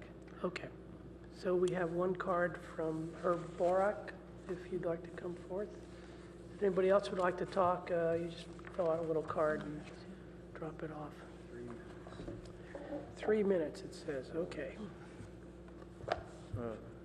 Good morning, Chair, Caller, and board members. The first page of the staff report says that you would be asking to make a recommendation to both the Architectural Review Board and the Director of Planning and Community Environment. Page 5 says that the proposed project is considered to be a minor project, which is normally a staff approval where you make a recommendation to the Director of Planning and Community Environment. When you make a recommendation to the Architectural Review Board, it is the Architectural Review Board that makes the recommendation to the Director of Planning and Community Environment. Normally on a staff level approval, which could be made today, the public would have 2 weeks until April 20th, August 20th, excuse me, until August 20th to request a review by the ARB. But then I heard from staff in the staff presentation that this is scheduled already for the ARB on the 21st. Well, there are two ways that can happen. First, if this is treated as the way most minor projects are treated, the director makes a tentative decision and someone from the public requests a meeting of the ARB. The second way is if the director determines that although this is a minor project that's going to the ARB, unfortunately, in recent times, the amount of public notice that's given for hearings before the ARB isn't as much as it used to be. So it's a little confusing since there is nothing in writing on an official document or an official ad that says a decision has been made that this is going to the ARB. I really have no idea what's going on as to how this project is being processed and why it is being processed that way. I guess the simplest thing to do is, if it's an assumption that it's a staff approval, is to request notice of that, because simply hearing something today in a meeting doesn't give me that assurance, which I haven't seen any public notice of an ARB hearing on this project yet. Thank you. Staff would like to respond. Yes, Amy French, Chief Planning Official. I'd like to just confirm for the speaker and the board that the ad for the ARB meeting of August 21st has been sent to the newspaper and is to be published this Friday. In the ad, this project does appear as an item for the board to review. Thank you. That helps clear up some items. So then we go back. No other comments from public, so we can go back to questions of the applicant. Is that correct? Oh, you have a... Yeah. You... Martin, this is just...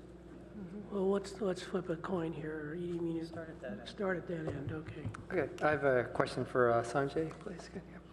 And thank you for your clear and beautiful presentation. SAP, it's a for-profit company, right? Correct. Yeah.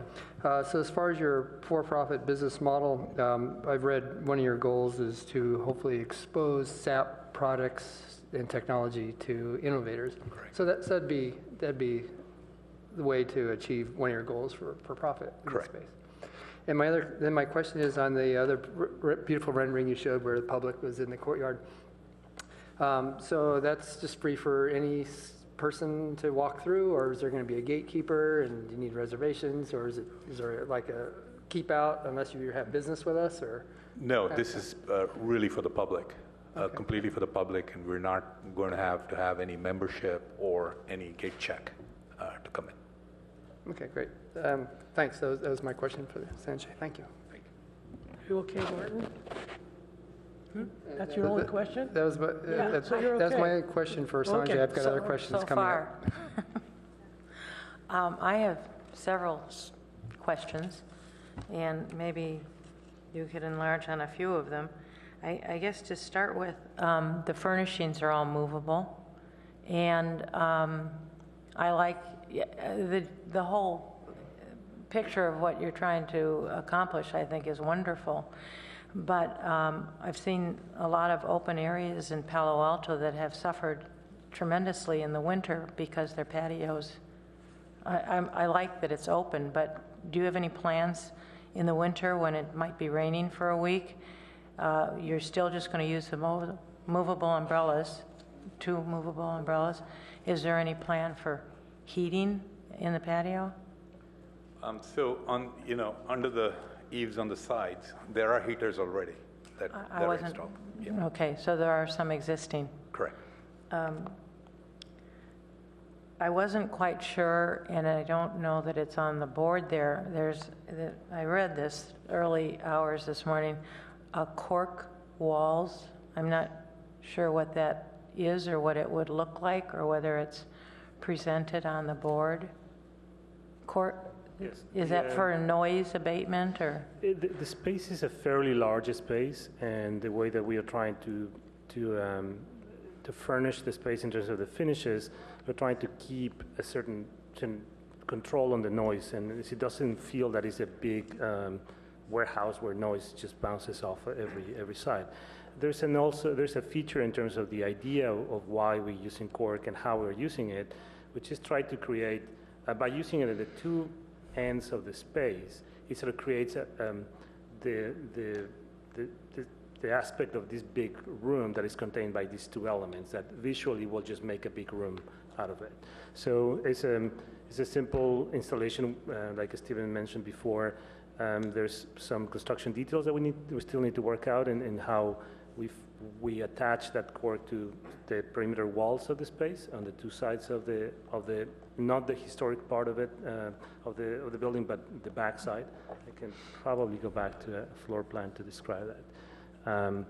So it's basically along this wall, which is we all know that is an extension that was not part of the original building, and then the back side of that wall. So that's the extent of it, and it's really just for control of noise and defining a space as one big room. So what it looks like is not available right now? It's not available on your board. And is it paintable? No. Or, I mean, is it going to match the stucco? Or It's a cork that is shown right here on the natural estate. It doesn't have any finish or coating on it. It's just what you could remember of a cork board on a classroom on an elementary school.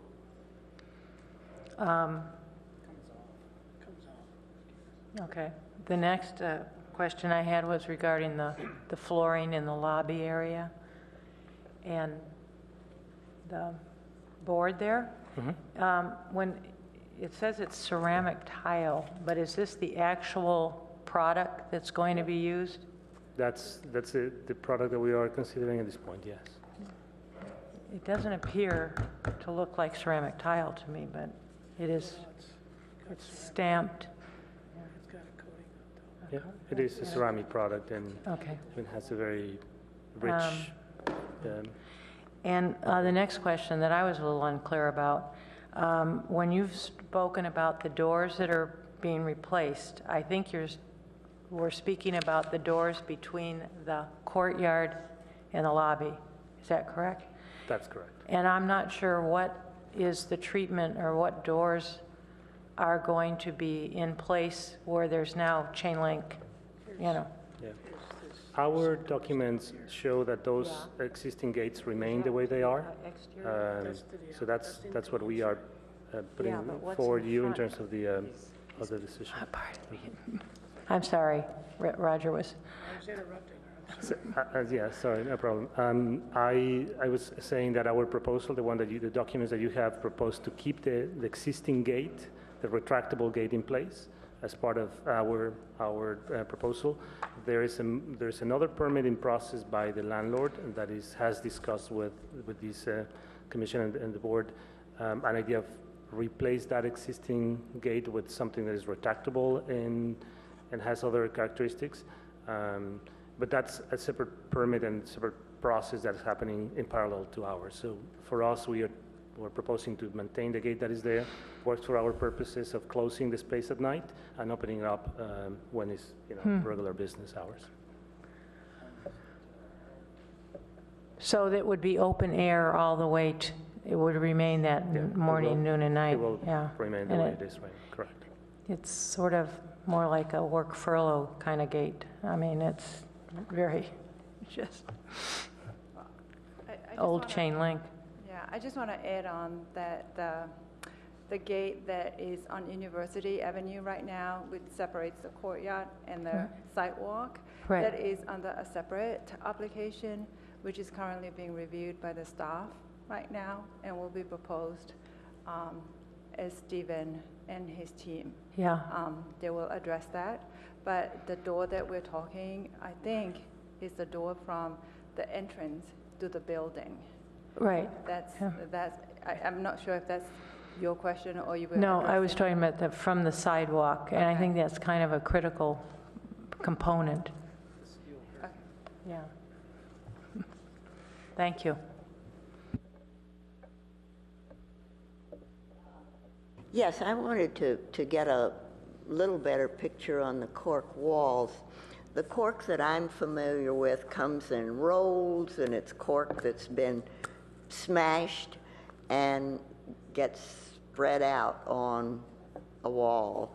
Is that the kind of cork, or is this a thicker kind of cork that you're proposing as those sound baffles? Yes, like you mentioned, cork comes in a couple of different ways, and it's either in sheets or that is sort of flat sheets of 4x8 dimensions, or in rolls.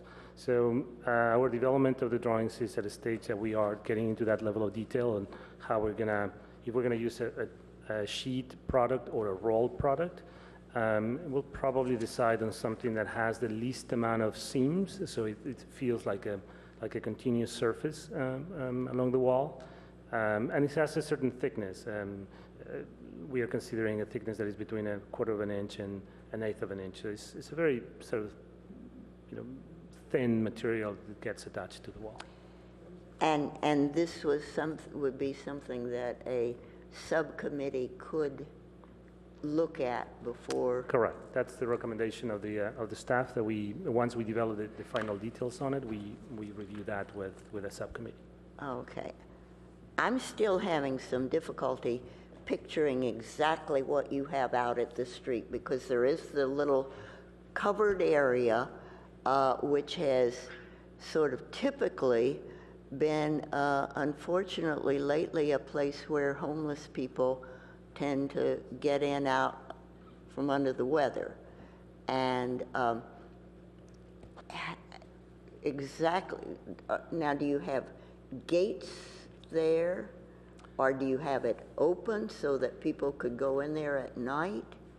No, I mean, the existing condition is that the gate prevents people from coming into the space. So what we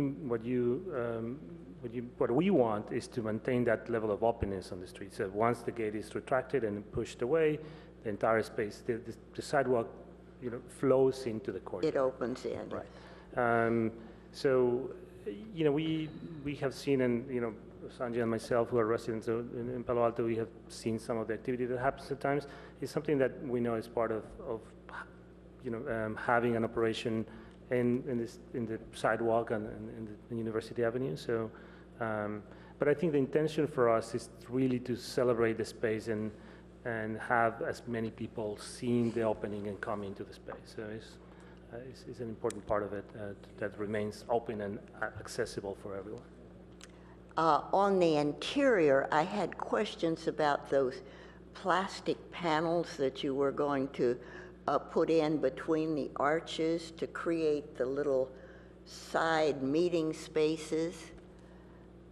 Am I correct in assuming that on the interior, where we used to sit for the movies, there are archways on the side that were walkways to get to seats.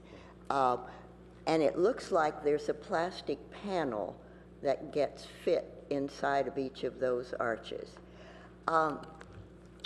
Have you considered what would happen if people forget it's a plastic panel? Is there going to be anything that would... Yeah. Oh, it's glass. Yes, first it's glass. Yes, rather it's than... basically an interior glazing system that defines a room, and of course it's going to have some kind of safety vinyl that allows people to see that you are approaching the glass. All right, like good. the reflectivity of the glass, you usually don't walk through it, but just like any other glass door, you will have a little bit of mark that prevents you to just walk. That says, keeps you from walking through it. Keeps you safe. All right. The other question I have is, I remember the stairways there in the historic lobby. Those are still there. No, they're not. They're not still there. They're not. Oh, well, I'm sorry. On the lobby, the one that takes you to the mezzanine level, yeah, that's still there. Yeah, and that mezzanine is still intact? What does it look like? The mezzanine is still there. We are not making or proposing to make any use of it. There's some conditions on the existing building in terms of the structure and the retrofit that prevents that space to be used. So we're just following the guidance from staff about not using that space as part of our operation. Also, just in addition to that, it's not part of our lease agreement. So the mezzanine, so our leased space is just the ground floor, not the mezzanine. So we're not touching anything with the stairs. Historical features of the stairs, they remain the same. Thank you very much. One quick question. On page A, 8.1, you've got your proposed modifications for the marquee, which I like. I'm a little troubled by the addition of the blade sign that would be advertising, that would advertise your partner. That's, currently there is nothing like that there now. And it's not a particularly attractive adornment to the facade of the building, and that's pretty much untouched. I'm wondering if there is a way that we can either use, you can use the existing poster boxes. I understand why the coffee house wants to have somebody be able to see that they're there as they're walking. But we've had a number of projects come through, come before the board that want to adorn historic facades, and that's not really consistent with the Secretary of Interior standards. So I'm a little bit concerned about approving this package with that on here. I'd like that to be considered further, maybe. I mean, staff has already reviewed this. I mean, obviously you've looked at it, but I just think adding something to that facade, in particular, since it's only on the one side, on the eastern side, I think that's awkward. And it's a really small thing.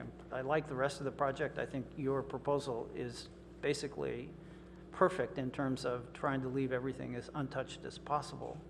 This building has gone through horrendous renovations, in my opinion. And you can't even see the existing part of the theater anymore because of its bifurcation, horizontal bifurcation. But so it's a small thing, and I'm not trying to pick apart your design, but I think maybe other board members might have a. Board member Bauer, what page was that? Which page was that? 8.1. It's way in the back. Good observer. Thank you. Right here. Oh. It's the Blue Bottle blade sign. I actually like Blue Bottle coffee. I have nothing wrong with that, but. And excuse me, so on the University Avenue drawing there, where is it on that photograph? It's very hard to see.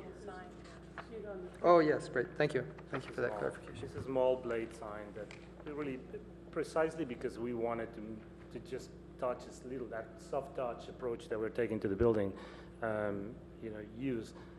We just really want to give our operation partner, a way for people to see them on the street.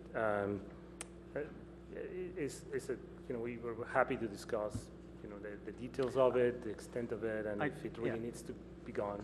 Yeah, if it needs to be gone, we'll consider that. My problem with it is it's on a part of the facade that's untouched, and those two columns prominently feature those old poster boxes. Yes. And that's sort of a signature of this building. It's practically the only thing that's left that tells you it was a theater besides the marquee, which, again, you've done a good job in restoring. So I'm wondering if there isn't a way that Blue Bottle can get up in that space. It's not going to, I know it won't really compete with you, but somehow get that in there so that we can keep all the branding in the same place. Yeah, so, obviously one of the things that we have to work with and we've been working with is the Blue Bottle signage coming up on the marquee. Okay. Because we've stayed off from that, but we'll work with staff. I don't want you to make I'm not asking you for a decision today because I think those are, poorly made. Quick decisions are not necessarily the best ones. So I think that we can work this out with staff, but I'd like to keep that, I'd like to keep that facade as untouched as possible. Possible idea might be to think about some of your old coffee house sorts of things that would give it more of a feel of a theater, or that there might be some graphics. So that's just one of maybe many possibilities you might think of. Thank you. Okay, everyone's. I guess, you know, you're supposed to disclose things about projects. I guess I ought to disclose that I saw the very first James Bond movie in this theater. It's on Thanksgiving Day, a long, long time ago. Okay. I disclosed that I saw Zazu Pitt's marching band live. I think this is a really great thing to happen here, and my only comment, and it has nothing to do with historic or anything, is that I look at the interior drawings of the seating and everything, and it sort of looks like the inside of the SAP office building. The chairs, the tables are all very industrial looking, like you went to a garage sale up at the Stanford Industrial Park and got all these extra chairs, and you can do it, but it's not in our purview. But to me, it doesn't seem to reflect the historic feel of the structure, and it just looks like you brought them down from your big building up the hill. So, but no, I mean, it's only my opinion. Is yeah. So the definition of the furniture is still in consideration. We're trying to provide furniture that allows for a quick, disassemble and pushed away, so we can have other events in the space. And but they have to it's be it's really not intended to reflect any work office type of furniture. It really wants to be something that complements the building and it makes it functional for our It kind of operation looks partner. like office furniture to me. So anyway, I think they're trying to differentiate the furniture from the historic structure.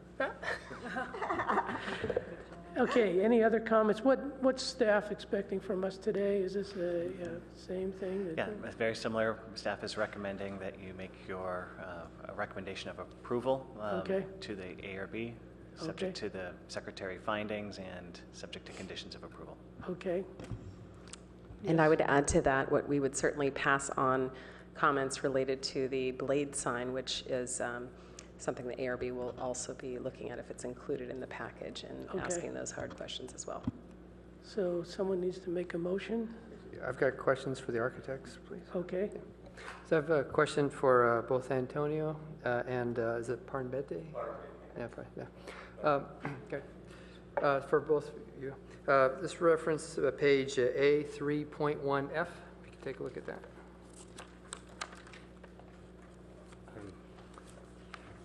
Let's see. Are you? Yeah.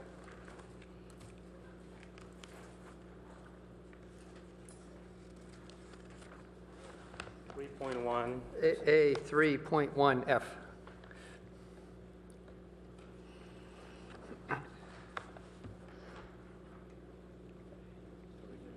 I was waiting until you open that up. Okay.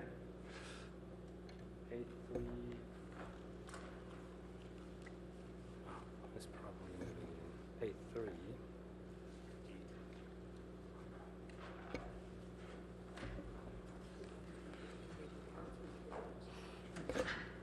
Okay. Okay, got it. You mentioned your goal is to maintain the historic integrity of the interior of there. And my question to you is, you look at the floor plan, you see the front entry doors, and then you see the cafe servery in the plan. Correct. And then you have the where it says historic lobby, and then the main entry into the space.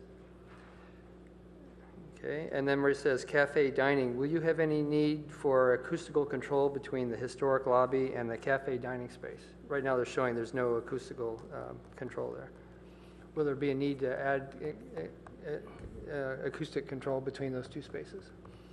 I mean, part of the idea of the cork is to do that, to provide enough surface to kind of catch and noise as it moves. Right. We don't want to separate the spaces. Okay. Yeah. I think that will detract from that flow and how the space goes from one side, from the historic to what used to be the theater seating area. So yes, we're not planning to do any control, any doors, any. And then to your point about not having distractions, here's my vision of this. As I'm walking from the front doors through the cafe seating area on the floor plan, it looks like, as I understand your drawings, you can see through the cafe servery into the cafe dining space. That is correct. And my thought is, because right now I think, well, when it was Borders Books, you weren't able to see through that. Yeah. And so when I'm just looking at the plan, I'm also an architect too. So that's why I'm speaking on plans, not perspectives. If it works for you and your goals, if you don't have visual connection between the lobby and the seating area, not until you get to this open area, would that strengthen what you're trying to do is for historic integrity, where you don't get the grand view of the grand space until you're symmetrically in front of it? That's my question as an architect. I mean, it's a conversation that we had during the development of the project.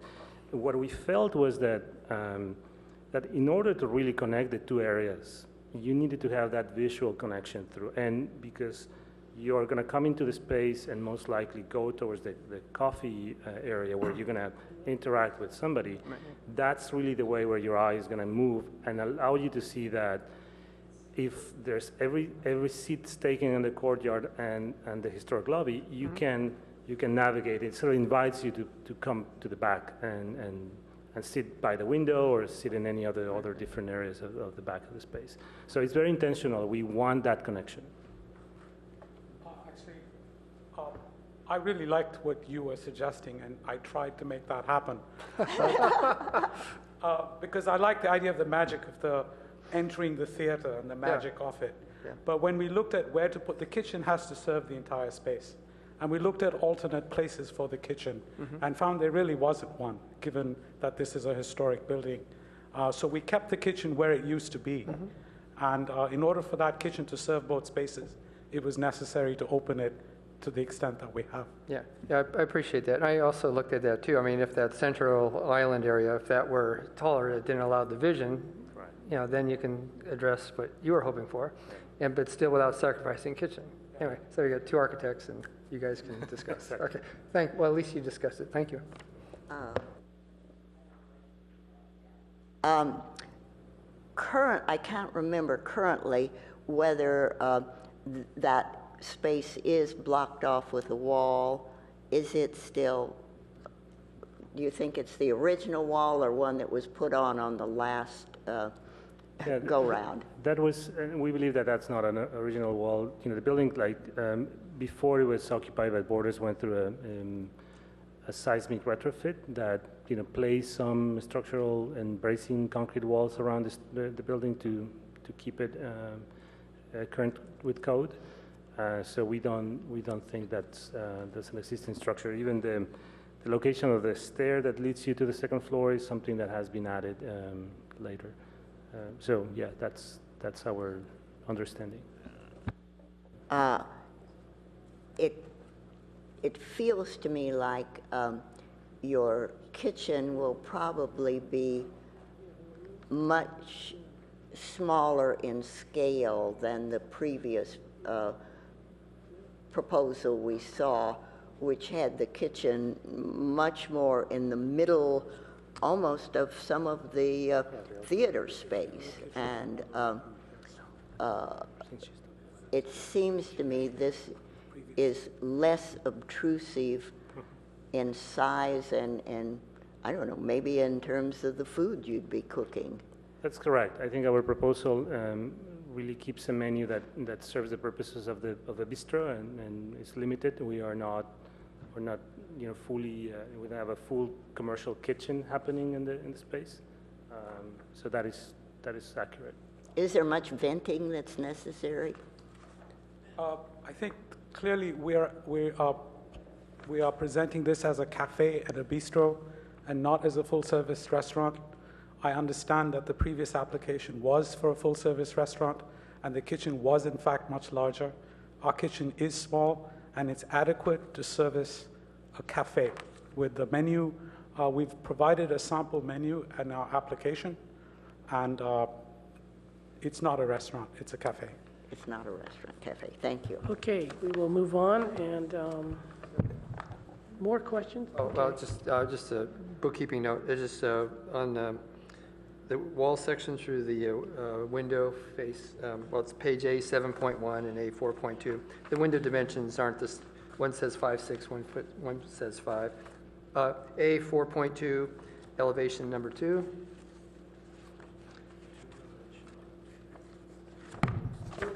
Yeah, and that's just bookkeeping, yeah. And then on A 7.1, it shows a different dimension. That's all, I mean, that's just a bookkeeping thing. So. That's all I had, thank you. I'd just like to add a quick note on the marquee. One of our decisions was to treat the marquee as traditionally as possible. And that means only having text with the slide-on system. So what we've done is go back and treat the marquee as historically correctly as was intended. And part of that result was not being able to put color on it or big signs for Blue Bottle, and that's why we came to the blade. So it's a bit of a trade-off, but we'll be glad to look at the option of putting a Blue Bottle sign on the marquee rather than a blade. Thank you. I think I'd rather have the sign on the wall instead of on the marquee, the Blue Bottle. Meet me at the Blue Bottle at 2 o'clock. Okay, that brings us, I think we're, no more questions. We'll move on to board comments and motions. Yeah, we only had one card. Okay. Does anyone like to make a motion or have any? Just a quick comment on it. I think this is a muchly superior product than the previous thing that was brought to us. And some of our major concerns were the mechanism to cover the courtyard and the fact that the kitchen was quite large and that portions of the space might not be that available to the public. So it seems to me that this looks like a proposal that I can support. Chair Kohler, I've got one more question for the applicant, please. Martin, you're stretching your... Okay, go ahead. What I just noticed, Sanjay, or perhaps the two architects, on page 8.1, where it shows the graphic detail of the proposed front doors, I see it says opaque white film. That means you won't be able to see through those entry doors? No, I think it means that we are trying to we're still in the development of a film that is a safety film that allows you not to walk through the door, but we want visibility into the space. The space is, it wants to be full with natural light, so we are not intending to, that note might need to be corrected and yeah, it says opaque, meaning you can't see through it. Yes. If it says opaque, it's a mistake. I wouldn't allow that. Oh, okay, excellent. Thank you for that clarification. Your glasses aren't opaque, so, you know. Mine aren't either. Opaque white film Question. glass. Okay. Maybe that's a sign. No. Go ahead.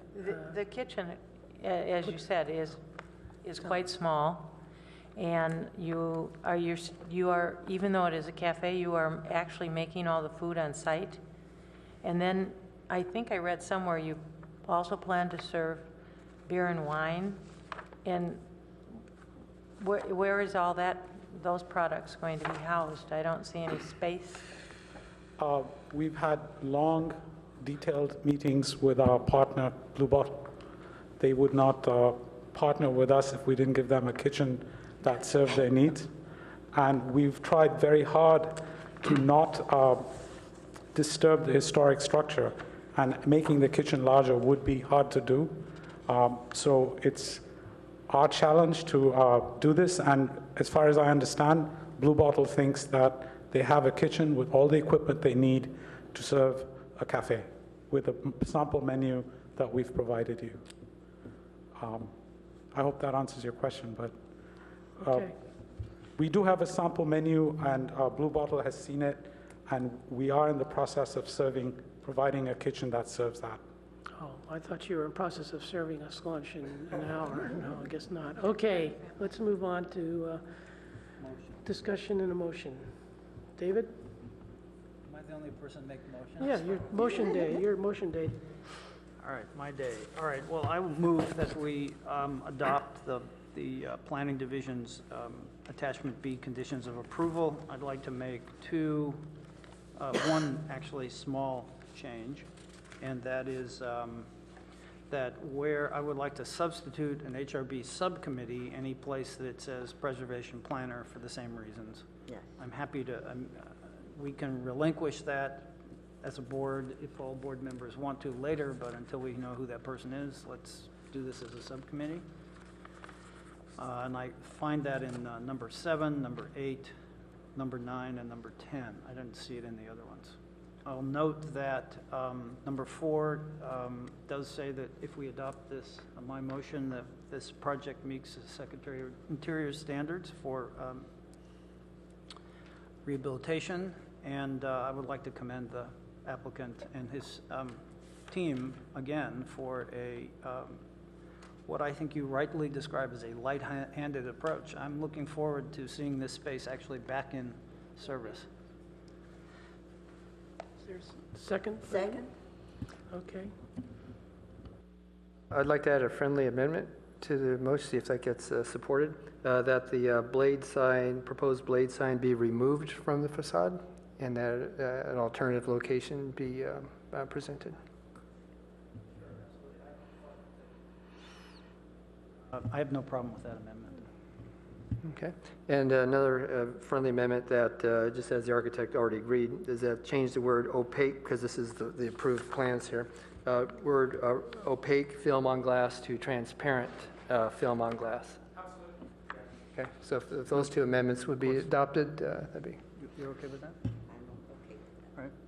Thank you. Okay, we have a motion. Any more discussion? All those in favor, say aye. Aye. Aye. All opposed, that passes with 2 members absent. 5 yeas, no yeas. Thank you very much for your presentation. We'll be down next week for coffee. Blue bottle coffee. Well, I don't drink coffee, so that's, okay. So next on our agenda is board staff announcements, updates, reports, comments. Members of the public may not speak to these items. It says may not. Thank you. Okay. Staff will make some announcements. Your last announcements. Yes, Okay. well, I guess it is perhaps appropriate as last announcements, certainly to thank the board for all of your service. It's been a pleasure working with all of you over these almost 16 years now that I've been with the city, taking various projects to the board, and so it's been great working with you, and I really appreciate that. There are some administrative changes that I think I let the board know Excuse about me, earlier. Did you want to say something? Is that? I was just going to take the final opportunity to thank Stephen for his service and the work that he has done for the city. It's been a pleasure to work with him. We're going to miss him, like everybody has mentioned before, so we look forward to see him around. Thank you. Thank you. Okay. So the administrative changes. Amy French, the chief planning official, is here for a very good reason. The administration of the historic review program is going to be falling under current planning, essentially immediately. And we think this is a really good move. I think originally the HRB was placed in advanced planning, I think in part to kind of balance out the responsibilities of both advanced planning and current planning. But in reality, the historic preservation planner works very closely with the current planning staff, probably more so than the advanced planning staff on a daily basis. And so it makes sense, I think, to have that greater connection between the historic preservation planner and the current planning staff moving forward. And so Amy and her team will be administrating the HRB and the historic process from here on out. So that's a big change. We have advertised the position for a historic preservation planner, and so that is out for candidates to apply. We have sent the advertisement and notice of the position to a number of professional historic associations so that they are aware that the position is available, and we hope we get some good applicants applying for that. And I think that is it, unless, Amy, you had anything else to mention. No, I welcome, calls if anyone wants to chat about ideas are such that you might have to clue me in. But I've been observing HRB for years as well, because I've been here as well for 16 years or more. And I've been staffing as the manager the ARB for these many years. And so, you may see slight changes to the agenda as I kind of retool and make sure there's, consistency with how we present, how the public interacts with the board, et cetera. But I look forward to working with you. I guess it's just a few other quick announcements and suggestions. We should probably establish the HRB subcommittees for both the Kingsley item and for the varsity theater item. It could be the same members, or you could divide the duties up between yourselves, but there would be no more than 3 members participating on the subcommittee at any one time. And the process going forward is that, consistent with the ARB's process, is we typically we would hold the HRB subcommittee meeting directly after the regular HRB meeting itself on Wednesdays. So we would conclude with the agenda on a particular day. The agenda would actually state the HRB subcommittee and their business for review, or their items for review on the agenda, so that the public could stay if they would like. But we think that's a good approach that the ARB is currently using, that we could use for the HRB.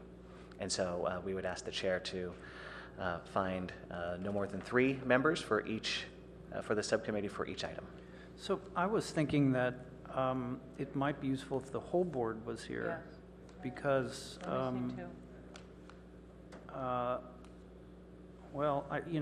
I guess it goes both ways. I was thinking that more opportunity or a mixed group, might be the same people, but I just didn't want to exclude Margaret and Michael, although they weren't here for the discussion, but that doesn't mean they can't help make decisions. Right. I mean, they weren't here. I think that some might see that as a challenge because they weren't participating in the discussion and the overall motion. But they have the packet, they have the plans, they should be familiar with the basics of the project.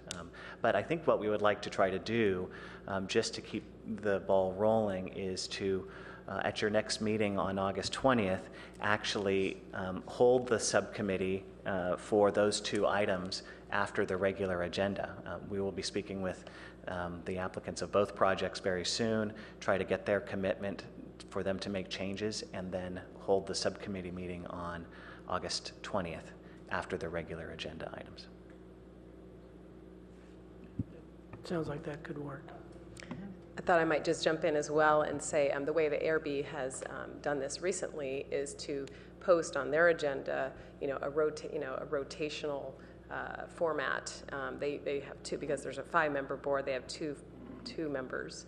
So for these 3 months, it's these members. For these 3 months, it's these. 2 members. So there's kind of a method to that madness. If subcommittee starts to become a regular thing. And it works well for the ARB to have that venue to look at some details, follow-up. So I thought I would throw that out there as that's how it's been working with the ARB, and you might want to consider something like that. We haven't had too many, but we've had a few in the past year. It usually ended up 3 or 4 of the same people all the time. But, okay. Anything else? So what's your decision in terms So we're going of to do the this today? subcommittee? Do what today? Make a determination about who's going to be on the committees today. What's the board feeling for that? Say maybe I 3 think if out they of want these us 5? to Yeah, I think we get should do it together today. after the next meeting, I guess we'd have to go forward today. And maybe then if the 2 that aren't here would want to be alternates, or someone wants to change their mind, but we would have it sort of set up. I don't know, whatever. It's fine. I mean, I just didn't want to exclude them. So, but as Amy points out, they obviously didn't participate, so they would be somewhat at a disadvantage. So I think we should, my preference would be to go ahead and make the selections and just do it today. I will be happy to volunteer for the subcommittee on the cultural landscape or the landscaping plans for the Kingsley House. Yeah, I'd like to be on the Kingsley subcommittee. And I would like to be, but I might need an alternate. An alternate? Well, you know, in case I have to be away. So we could, Subcommittee only needs 2 people. What? I thought it was Subcommittee only 3. needs 2? only needs 2, right? It can be 2, but I think it might be good to have So- 3. Well, Beth, why don't you sign up for now? If there's a problem, problem. we'll deal with it. So then on the committee for the varsity, I mean, that leaves Martin and I and one of the other ones who's duplicating. Well, Beth wants to be it. I'll do it if you. Okay, nobody so else then does. it's okay with you, Martin, Well, sir? I'm color challenged, so if there are any coloring issues. There's a lot of color at the Yeah, varsity. I'm color challenged. I'm going to beg out on the varsity. I'm color challenged. So. I could volunteer for the varsity as well. All right, so we have enough to Yeah. deal with this. So I'm on the varsity, and Because I don't like the flooring. I think, Martin, you'd probably be okay with the varsity. I don't think we deal a lot with colors anyway, you know, so I think that there's a lot. there's not a whole lot to talk about it on that, I don't think. Mostly architectural. Okay, so that's semi-resolved. Yes, And we have for anything the else from- Kingsley project, we have Pat, David, and Beth, and for the varsity, we have Martin, Roger, and Pat. Yep, Okay, great, thank you. good. Anything else? Any? Who's on the varsity? Martin, Roger, and Pat DeCiccio. Okay. Perfect. Any other news from, okay. 2 quick announcements. First of all, I'm delighted to announce that the city has put a light, night light, in the courtyard of the Roth building. It seems to be making a big difference to have that lighted at night. The police can look in. We hope that it will solve some problems that have happened. The second thing is, this is the last day to put in your word on the comprehensive plan, so if you have things to say, get it in by the end of work today, is that correct? Well, the city council is hearing the comprehensive plan item This tonight. evening. It's an item to look at alternatives for the environmental review. So it's looking at possible alternative futures in terms of development for the city. It's not the final opportunity to comment. There'll be plenty of comment period, certainly throughout the rest of the year and through the beginning of next year. But council is reviewing the item tonight. So if you'd like to get your comments in for that meeting, you should Great. get them in today. Okay. Any upcoming historic events that of note? Anybody know anything? Well, just I also sent an ad today to the newspaper for the August 20th meeting. 2275 Amherst is the address, if anyone wants to get a jump on that site visit. What was it? 2275 Amherst is the address of the item going to the board on August 20th. And we will, it's in College Terrace, correct. Yeah, it's a very large property. It's a Victorian, and the owner is Ken DeLeon. He's a real estate agent. The top in the nation, Ken DeLeon. Well, yes, there is. According to the weekly. There are ads about that. Or they're Platinum Plus or something. You may be pleased to be able to meet him in person. I don't know whether he'll be coming. But Margaret Wimmer is the architect, so she will be recusing herself from the meeting because she's on the HRB. Yeah, and we'll also need to take a poll. I'll be recusing myself. I'm a client of Ken DeLeon, also on the same property, so I won't be participating also. So do we have a quorum of 4 that are seated here? For what? For the August 20th Yes. hearing? But not for, I will not be available, I've already noticed. Diana, the 3rd of September. Okay. All right, thank you. As far as I know, I'm here. So, And I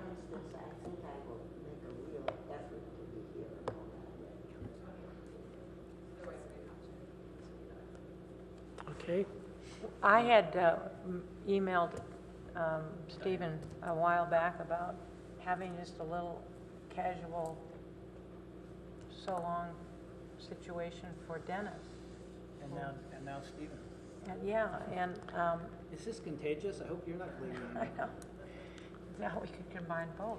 But I don't know if anyone heard more that I suggested we could just do a late afternoon in my backyard, not where you have to Well, go. you should pick a date and we'll all come. Yeah. Would That'd it be be good. best to wait till, Do it by email. Till I after know, but- Labor Day. You but may it would have to be- check with Dennis the last time. because I got I think an email back from you about a month or two back, and it said, kind of wait till the dust settles, or it's very busy right now, so, Well, Dennis would, I think, appreciate any sort of request for such a celebration. So I would just encourage you as individuals and friends to reach out to him and find out what his pleasure is for attending such an event. and then maybe I'll have Diana be the go-between in terms of the emailing, Great. because she has more of the list, okay? Dennis should do a staff report for that meeting. Yeah, okay. If there's nothing else, Nothing else. I move adjournment. I second it, it's adjourned. Thank you very much for everyone who's attending. We'll check the aisles to make sure you haven't left anything behind.